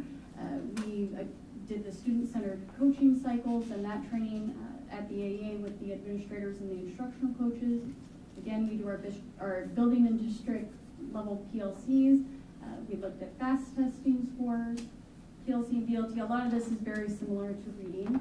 And then we implemented math interventions in the classroom. That was happening a little bit more informally than it happened this year. This year it was, listed on the schedule, and teachers were expected to be doing a differentiated intervention at that time. And we also had our professional development in the area of data to intensify that instruction. So same kind of graphs here. We've got our K1, that's early math, and then our 2-5A math. It's going off fall to spring growth. So we got flat growth, modest growth, typical growth, and aggressive growth. K1 looks fantastic. Definitely some huge growth there. Our 2 through 5th grade, not as big of gains, but still pretty significant gains there. With the use of our new intervention curriculum that we have, I think that as teachers become more confident in using that, more familiar with the resources that has to offer, I think that we'll see even more growth there. We also had several grades in the 2 through 5 groups where they, as we said earlier, if you're really high, sometimes you can only go so high. So we had several grade levels that had fairly high math scores to begin with, so their growth was not as significant as some of the other grade levels. So we need to continue focusing and learning around the area of data to drive instruction. Our decisions need to be purposeful when we're planning for instruction. And you've done a lot of reduction in these charts. I mean, you're talking about 4 grades all compressed together, and you're not even looking at the winter test results. So this is a report that FAST puts out. FAST is the testing platform, and they have a, like, I just snipped this from their reports that they kind of generate for us. So yes, this is just like fall to spring. If we were to look at fall to winter, winter to spring, fall to spring, that could look different by building and by grade if you were to look at it that way. So you could really disaggregate it any way you wanted, and it could look very different depending on which view you wanted to take. I took the building view because these were building goals, and it's easier to look at like this compared to looking at a bunch of, grade to grade and fall to winter. There's just too much. So that's why I chose to do it this way. Yeah, and you're right, Richard. She did compress data. What I asked principals to do was give more of a summary, high-level summary, because we've got our director of curriculum that will then be coming back around to give what you all are accustomed to, that very detailed, by grade, by level, kind of reporting out on data. I have a question. I don't know if this is for you or Jamie, but on several slides I've seen for 3 years from now, the 26-27 school year, you're talking about 85% of teachers are going to be able to do segregated teaching, or whatever term was used here. But that's the same timeline we were given for the discussion we had for like the CTE and the DCAP and the ICAP, and that's got a lot of more moving parts. I guess I'm not understanding, why can't they do the differentiated teaching next year at 100%? I guess I'm not understanding the logistics of that. Why can't that be done very quickly? Because I mean, I understand getting community partners and all this stuff with the CTE things, and that's got tons of moving parts, and you got to give that some time. But why can't that be done at 100% next year? So as we looked at our action planning, and I said earlier, this was a year of learning. There's a lot of learning that needs to happen in that area. There's also, we need to make sure that we have evidence and research-based programs that we're using. And it takes time to implement a program with integrity. It takes time to learn how to use data to drive instruction and really dig in deep on some of those conversations so that the growth can happen at the rates that we want. I don't know if that is But answering. also, I think, Dr. Pevich, what you're referring to comes from our strategic plan, which is a 5-year plan. So they've tied their specific building goals back to the district's level strategic plan. If you're referencing 26-27, and there were aims and goals and action plans under that in terms of, and some of those goals we know we will achieve well before the 5-year, and some of those will not. And so there's, depending on what that goal or what that purpose is, getting to 100% right away, we have to remember when we're asking teachers to reflect on practice and make changes, there's a lot of moving parts in the day in terms of how they approach instruction. There's a lot of learning that goes to that. And so to ask them to change everything all at once is not a possible task if we want to keep our teachers sane. And I would concur. So when you read that goal, it makes it look like we're going to wait until that year before we do it, and it's those small progressions along the way to get there. It sounds a lot easier than actually implementing that within a classroom with the kids while you're learning. I mean, they're going to learn a brand new CKLA curriculum, which has a lot of different parts that for years they haven't been responsible for because that resource wasn't there or wasn't being used or wasn't being required to be used. So if you kind of put the horse before the cart, it's going to make a lot more work for those teachers, and then just the climate, the morale becomes a whole lot different. So that's our goal, is by that time. Obviously, with all goals, we would love to hit that earlier, but it's going to be that progression. There's only so much time for PD. There's only so much resources in terms of personnel to give that. So we're taking that chunk by chunk.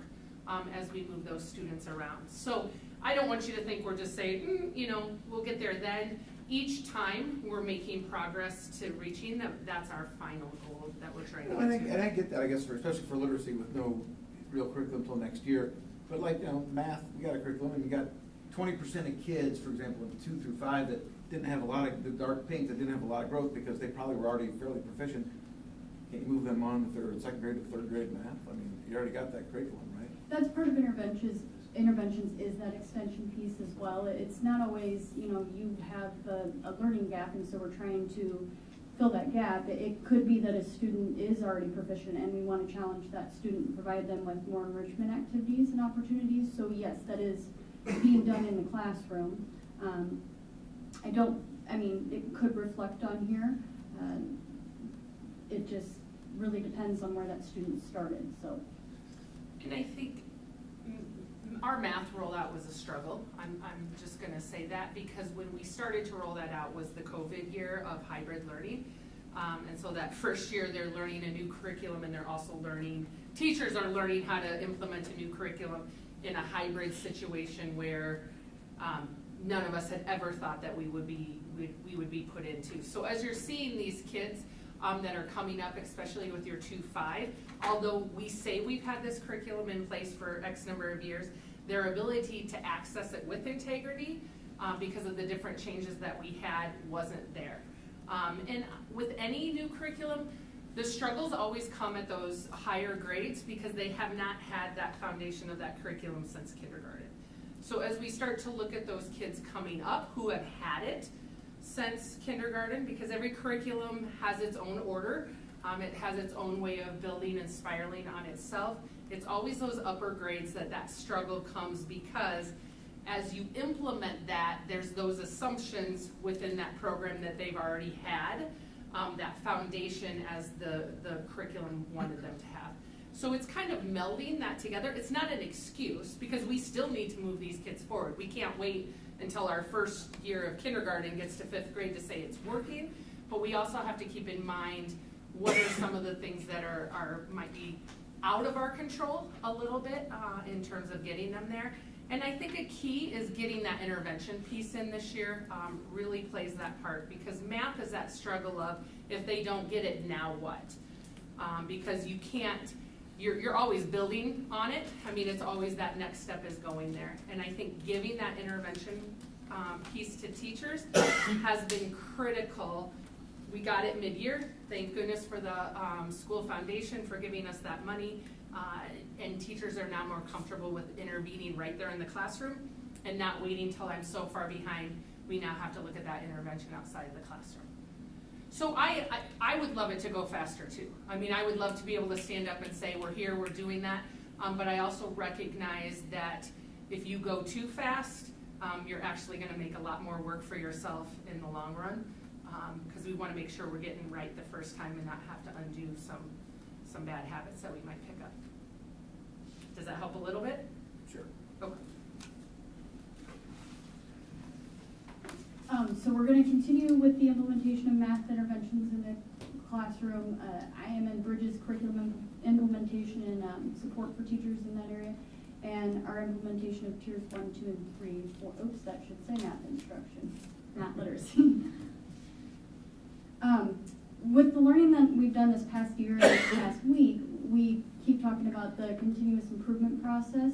And what we found this year, with Ann and I both being new, my secretary was new as well this year, is that a lot of things that kind of happened in the building lived inside somebody's head. They weren't written down into a process, and so we had to be almost kind of reactive sometimes this year rather than proactive. And so looking at this process, we want to make sure that next year we are continually reflecting, continually using our data to ensure that we can be more proactive, and we want to get some of those processes written down into a more concrete process so that it doesn't have to live inside somebody's head. We're going to work smarter, not harder.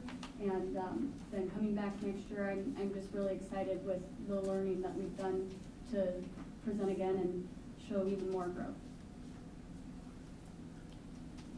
Any questions for Cheyenne? Thank you. we are gonna hit rewind.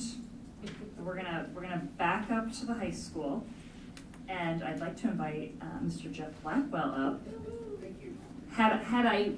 Had it been noted, I would have done this prior, sir, so I apologize for that.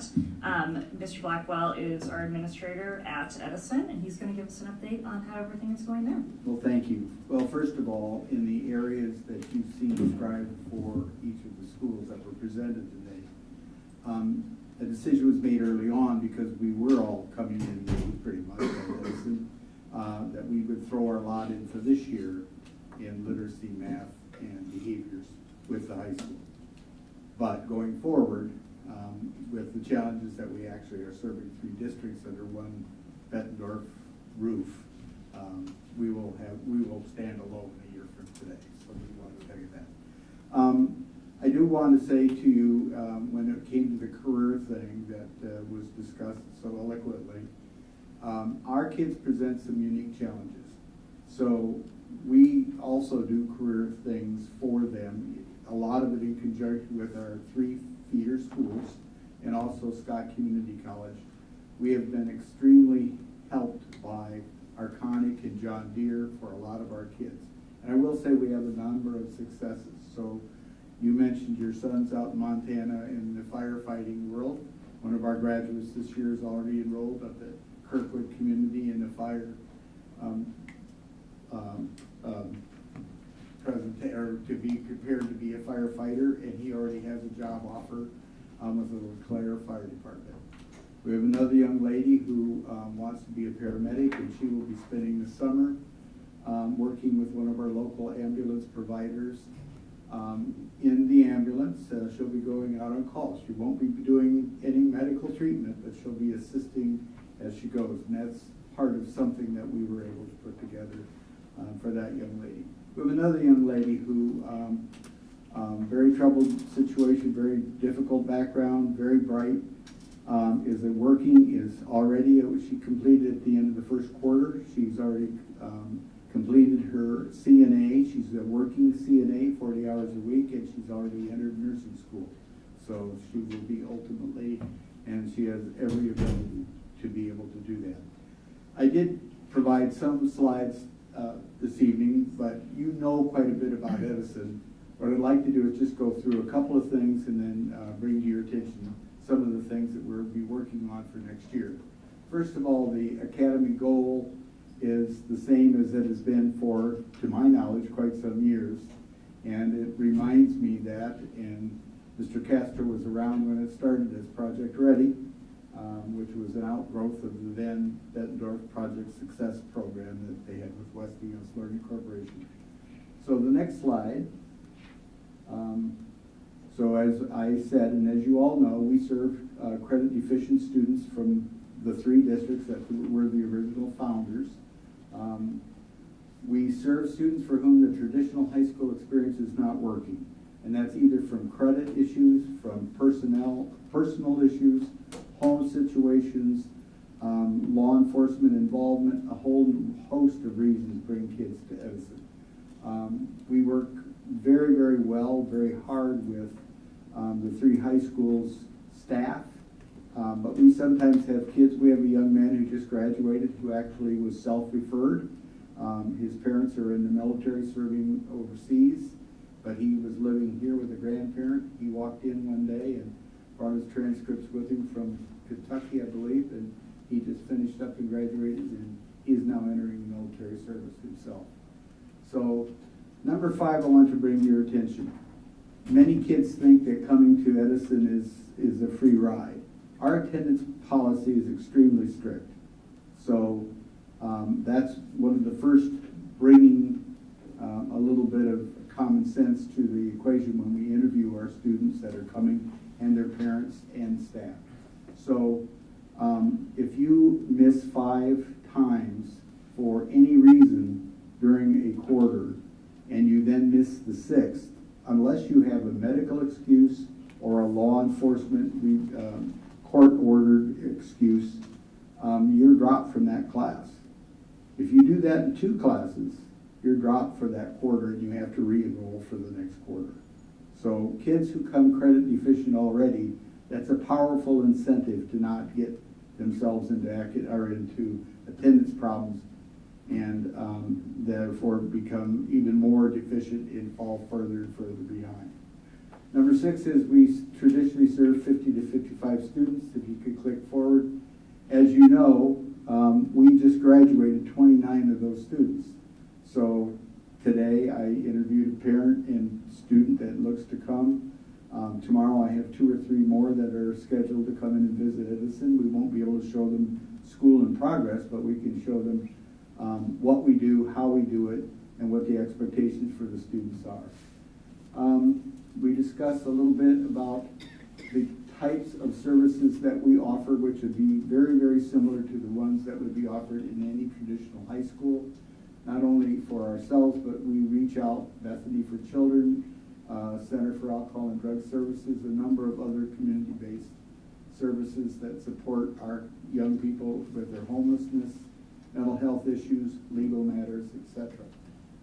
We also, and you saw some of the work that was done in our voluntary arts, non-credit arts program. He was here the last time. That was one of our representatives of that class. Next slide, please. So those are some of the agencies with whom we work on a regular basis to best serve our kids. There's hardly a day goes by but what one of these young people isn't in some sort of crisis, whether it be a home situation, whether it be where are they going to get the next meal, that type of thing. We have a number of kids who, like I said, come from extremely difficult home circumstances. Being in a traditional high school sometimes is overwhelming to them. They come to us often with a chip on their shoulder. Within a very short period of time, they feel much relieved to be in a different circumstance, in a different setting. And I should have mentioned before, we do have English language arts, science, social studies, math, but those are all integrated. So we would have, for example, in the same math class, we would have a young man or young woman who would be taking calculus level classes where they stay in their traditional high school. We also have kids who come to us with 4th and 5th grade math skills, and that's it. But because of the way we're built, they're in the same class together. So the challenge to the teacher is to do the kinds of projects which call upon the extremely skilled student to do one approach to the solution of the problem, and to the young man or young woman who's trying very hard to get caught up, to approach it from an altogether different circumstance, and situation. We also have a number of 504 students that come to us, and we have really streamlined the process by which we are getting that information from the feeder districts. Bettendorf was always very good, but our other 2 partners, when kids came, they just came. So we've worked very hard to get a streamlined process to find out about their special ed implications if they have a IEP, their 504 information if that's where they find themselves. We also were finding that we would have students that we had no health information from sending districts. And so we would have kids with serious health implications that we didn't know about. So we have worked that out with the other 2 feeder districts, and we have a very streamlined process for doing that now. Next slide, please. Okay, we have a small number of super seniors. So not everybody comes to us and gets done in their traditional 4 years. It's a testament to our teaching staff and to the young men and women who come to us that many of them choose to come back another quarter or another semester to get completed after their classes graduate. To me, that's extremely heartwarming. The young man that was here the last time will be a super senior. He will not graduate. But when he came to us, and I know he wouldn't mind if I told you this, he had been at 1, 2, 3, 4, 5 previous high schools before he came to us. So he is actually going to complete just a quarter later than the rest of his graduating class who had already gone out. I did want to mention our dropout rate.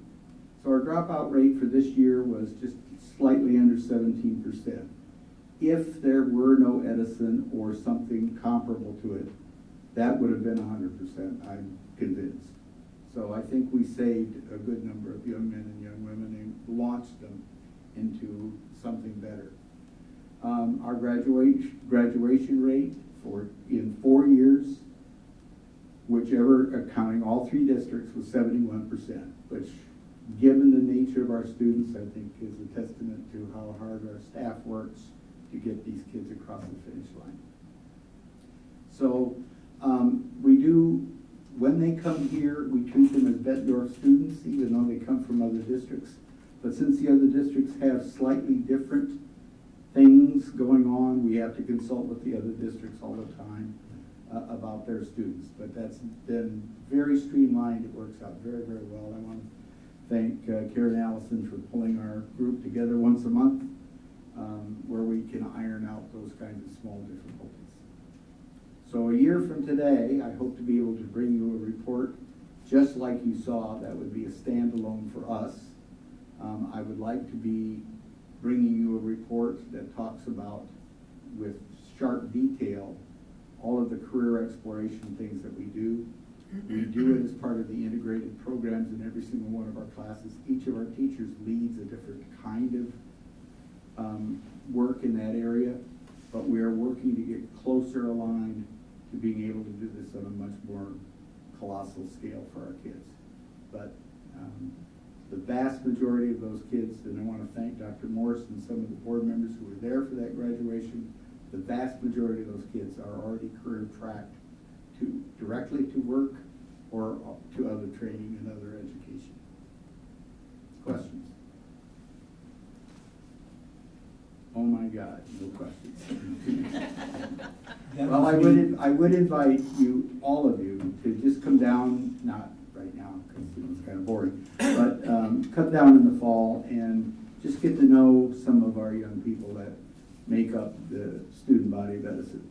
I was just going to say, Jeff, if there are no questions, that means we're pretty happy with what you're doing and just the way you run that center.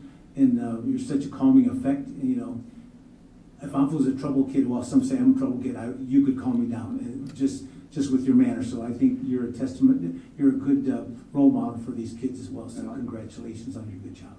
You're embarrassing me, but thank you for doing that. Anybody else? Okay, thank you. Thank you very much. That brings us to 5.04, April financials. Do I have a motion? I move we approve the April financials as presented. Second? We will turn it over. Oh, our You first don't official. have to hear from me again. It is now our new Director of Finance. Welcome, Bob. Mr. Beckwith. I don't know, Mr. Mr. Beckwith, I don't know if there's any insult here as the entire audience leaves. Okay, listen, at this time of night when the business stuff comes up, it's like a mass exodus. No, go. Don't It was more about him, not you all. You did. Go home, you have to work Please, tomorrow. Go. I'll see you tomorrow. Go. We have a meeting We do tomorrow, have meetings. so I'll make it up to you This then. gentleman has already promised me an actual budget for next year, so we're ahead of. There you go. No, it was I not didn't about say I would you keep all. it. It was about giving him a hard time. You guys have a Good night. Have a good night. So I just want to, you did a different order than I have, so just to review a little bit, that's okay.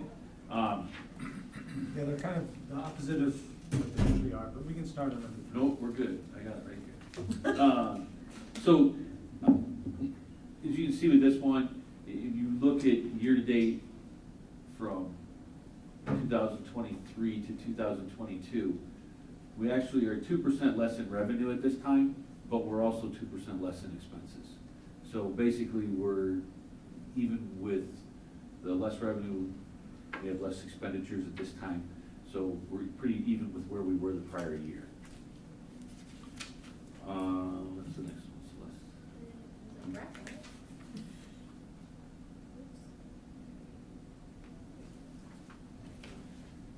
I was gonna end with this one because this one is good news. Do you want me to go to the other? Nope, that's fine. In this, it will show that our actual year-to-date from prior year is, substantially greater than it was the year before. So we're at $1.2 million more in the bank at the end of April of '23 than we were in April of '22. My thought is that this, and I don't know for a fact yet, but we have 3 payrolls in June that still have to occur, where last year we more than likely had that 3rd payroll already. So that's my guess at this. I didn't delve back into it that far, but that would be why I would suggest that we're probably sitting at that $1.2 million more in the bank, because we still have the extra payroll to occur yet, that occurs this month in June. So May will probably reflect the same thing, and you'll see the bigger adjustment in June when you get the extra payroll. And then the last page, let me even have to get my glasses out for this one. From the general fund, year to date, we're slightly less in revenue, but we're also slightly less again in expenses as well. Less than 1% difference between the two. So we're basically at the same place we were a year ago with regard to trending for what we have generated in revenue and what we've expended at this point. That's for the general fund. For the other funds, the only fund that appears to be slightly different is the management fund, where we have a slight deficit in that for this month. The debt service, as revenues are generated from the local taxes to pay those debts back, that will balance out. So right now, the only fund is the management fund at this point, and we still have a significant fund balance. So, And in fact, we've had a sense that our fund balance there is too high over a number of years, and we've been looking for ways to try to use it more aggressively. So when I see the number in that column, I'm not alarmed by it. It was a plan drawdown. Right. okay. I believe you. I don't know, because I didn't prep that budget, so. No, obviously. But that would reflect The plan that thought drawdown. process, it's a plan drawdown, so.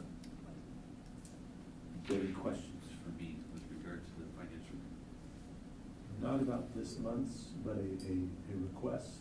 Sure. As you get more immersed and are feeling more prepared to be able to make those judgments, if you look back at earlier monthly reports, they had a little paragraph or two, narrative framings, or a couple of highlights. I found that really useful to help me focus as I was reading things in advance. So I'd ask for In the narrative. board packet, or Yeah. in the Friday in the board packet? Okay, yep. I'd ask for that when you're able, and I understand that there's a ramp up, and so when it's possible, it'd be appreciated. 2025. Yeah, that'll work. Yeah, we can do that, definitely. 25 June, perfect.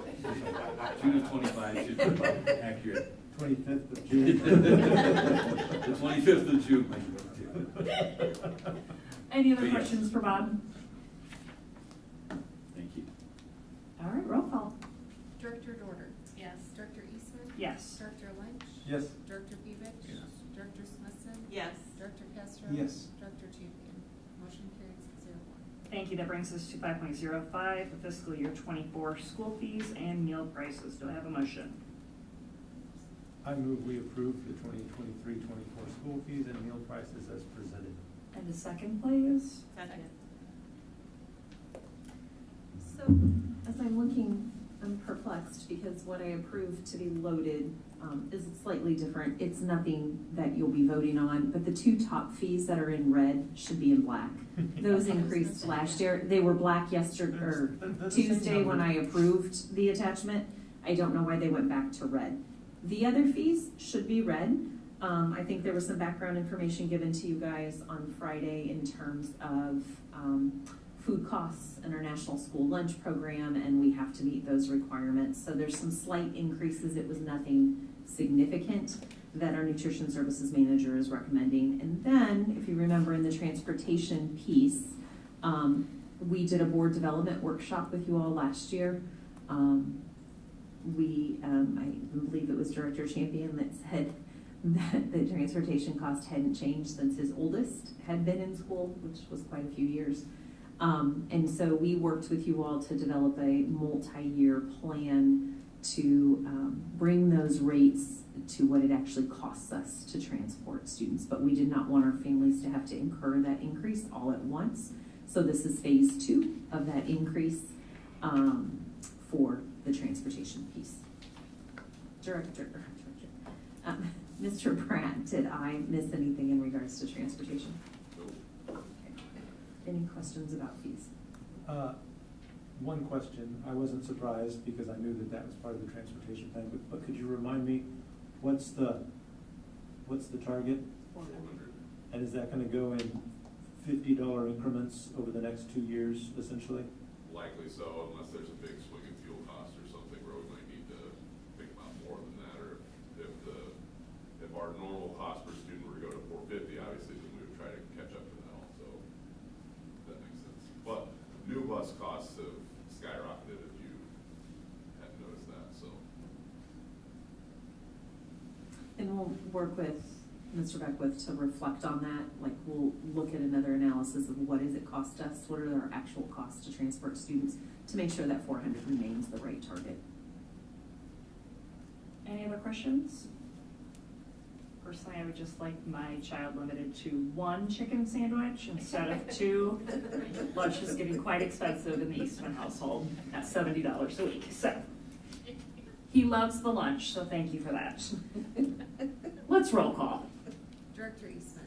Yes. Director Lynch. Yes. Director Pevich. Yes. Director Smithson. Yes. Director Castro. Yes. Director Champion. Director Dorter.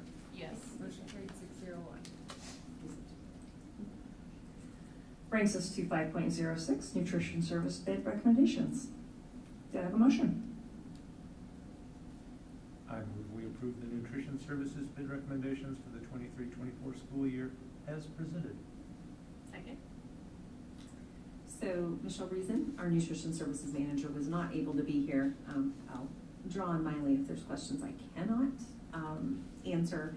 Essentially, we're part of a consortium group. They work together as a team in terms of pricing and bids, because there is power in volume, right? Really what's before you tonight, there's not any major recommendations in changing vendors. Couple vendors, we see some increases. If you remember last year, I think bread went up 200%. I don't know, it was some crazy 200%, wasn't it?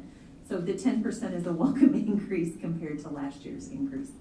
But these are the current vendors. We've had tremendous relationships with them, even in the challenges of the hybrid year. And last year, when supply chain still had not caught up, they worked really hard when Mrs. Mejia was in that position and then transitioned to Mrs. Reason to help us find alternatives so students did not go without food or milk. So, any questions? For the chicken, as much as we'd like to talk about the last sentence there, let's scroll down a little bit more. Due to the new sodium and SLP standard effective July 1st, Chick-fil-A will only be available at the high school for 23-24 year. Does that mean it was at the middle school and it's not going to be at the middle school? Correct. Or there's another change coming in 25? Or No, both? my understanding is that it will not be available at the middle school next year, which will make middle schoolers happy. However, I do know when our local Chick-fil-A on this side had to close down for remodeling, we thought we'd have to finish the year without Chick-fil-A. And so she had sourced a product that was Chick-fil-A-like and did some blind taste tests with students at the middle school and high school. And I do believe, if I remember correctly, that product, that source for chicken, actually did quite well. So I haven't asked her that specific question, but I would imagine she will probably try to find an alternative to go in there to meet the requirements of the National School Lunch Program.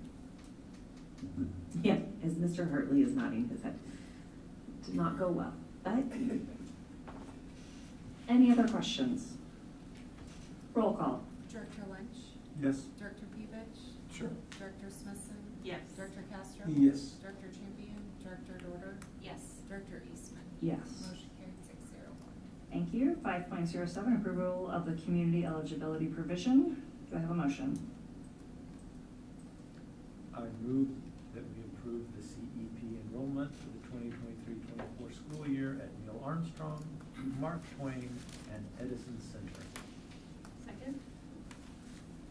Dr. Morris? Okay, so if you recall, Mrs. Reason did a beautiful job of giving you some background information to why we come with you this evening. We had a couple different options to choose from. We felt, and I'm gonna look at Mr. Beckwith as well, because I know he worked closely with Mrs. Reason on this, where we are today, of seeking consideration and approval for 3 of our schools to participate in this program. Continuing with Neil Armstrong, adding Mark Twain, and adding Edison to this. And so this program, if approved this evening at those 3 sites, students would eat regardless of whether they qualify for free and reduced at no charge. And also we get reimbursed, and it would help us reduce that significant balance that continues to carry. I believe we were around 29,000 at the last pull of overdue fees. If families, though, in terms of other fees, want to be considered for reduced rates, like our tuition fees and things like that, or other fees, or be considered free, where those fees are wiped off, they would have to complete the form so that we can see if they qualify to have other fees reduced. Transportation, textbook fees, etc. Did I miss anything, Mr. Beckwith? No, that's correct. Any questions? Has there been any, so this has only been at Armstrong before, correct? Has there been any conversation about making sure that we're reaching out to those families who may still need to fill out the form? So breakfast and lunch is free, right? They have a process for it. Do that, okay. Yeah. I just wanna make sure that, because sometimes what happens is, because they don't have to pay for breakfast and lunch, they don't realize that there's still something else that they might need to fill it out for. So as long as we're, cognizant of that, then. So I will say, at this time last year, Mrs. Mejia was in the position of Director of Nutrition Services. And as we worked as a leadership team last summer to get ready to kick off the school year, knowing we were coming off of 2 years of every student, regardless of income, qualifying, we knew there would be some needed reminders and support to help families who needed to fill it out, who might qualify, not thinking they needed to. I will have to commend Mrs. Mejia. There was such a structured, organized process, even at Unpack Your Backpack and Back to School nights. We had computer kiosks set up and staff there to support families to fill it out on the spot. And then as we monitored balances and opened the school year, we had an elementary night where we brought parents in for more learning. We had kiosks set up again. And then as we monitored balances, while only a couple staff in the district know who actually qualifies for free and reduced, when you start to see balances creep up, then there was personalized communication from the site saying, hey, not sure if you're aware, but there is a form that can be filled out that you may or may not qualify for, but we want you to know that's available. If you need help completing it, we're more than happy to sit down and complete it with you, and then helping them understand that we wouldn't necessarily see those. The site wouldn't know if they qualified or not, because for some parents that becomes a source of, while they might qualify, there's a lot of pride there in not wanting to ask for assistance. I appreciate that. I just know that sometimes, like I said, I've seen in some buildings, not here necessarily, but in other districts where, if it is, free breakfast and lunch, that those parents tend not to fill those things out when they could be helped by it. So I appreciate that there's an articulated plan for that already. Well, and Mrs. Mejia deserves all the credit for it. And she worked as she onboarded Mrs. Reason, who took over when she stepped back into the HR world. She was very thoughtful in that process and wanted to make sure that we were monitoring that and supporting families when they needed it, right? And knowing that resource existed. So thank you for asking that question. Any other questions? You're still the free and reduced at all the other grades. Correct. Yeah. They'll just need to complete that form for their family to see if they qualify. Do you see a number of people that want to get into Armstrong as a result of this? Wanting to open enroll there? Yeah. don't know that I've ever been asked that question. It could draw some requests to go down there. I mean, I don't see why it might not, or Mark Twain, or, you know, I mean, Edison has to be a referral process anyway, but for those two schools, it could. It could, and then as we move forward and we look at this, I believe one of the options was Grantwood could have qualified for that, but at this point in time, the recommendation would use 3 buildings.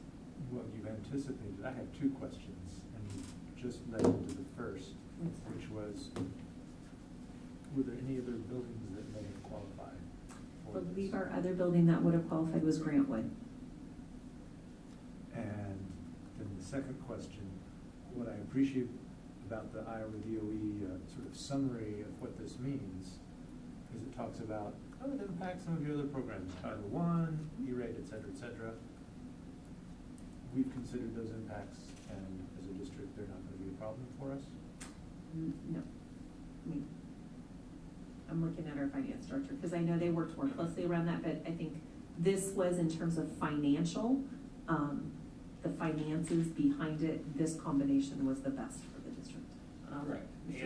And the Title I was the question. It was a question in a previous district that I was in when the entire district went to CEP. They are still required to do the household income verification to qualify for those things, which we will be pushing back out to the families of those 3 schools to make sure that they're completing those. And as you cross-reference it with prior year's lists, you'll be able to determine whether there's families that have still not completed that income verification form, that we can extend another opportunity for them to do so. In a district like ours, where we have like the textbook fees and some of those other fees, transportation fees, that will usually help families to be more motivated to complete that when they see that, you know, overdue ballots come forward. So that too will also be another checks and balances of monitoring if we feel a family needs to complete that. And the real change is adding Grantwood Medicine. Armstrong has already been in this. Mark Twain. Thank you. Right. You're right. Well, we went back and forth too, because was it Grantwood? Was it Mark Twain? Like, we had a lot of conversations internally about what is the best for the district. So yes, you are adding on Edison and Mark Twain. Neil Armstrong had already previously qualified. Any other questions? Roll call. Director Pevich? Yep. Director Smithson? Yes. Director Castro? Yes. Director Champion? Director Dorter? Yes. Director Eastman? Yes. Director Lynch? Yes. Motion carried 601. Thank you. That brings us to 6.01, upcoming calendar items. I will be at the 13th or the 22nd meetings. Thank Thank you for letting us know. And I will be gone all next week. Thank you for letting us know. Let me note of that. All right. Thank you. And that brings us to 7.01. So moved.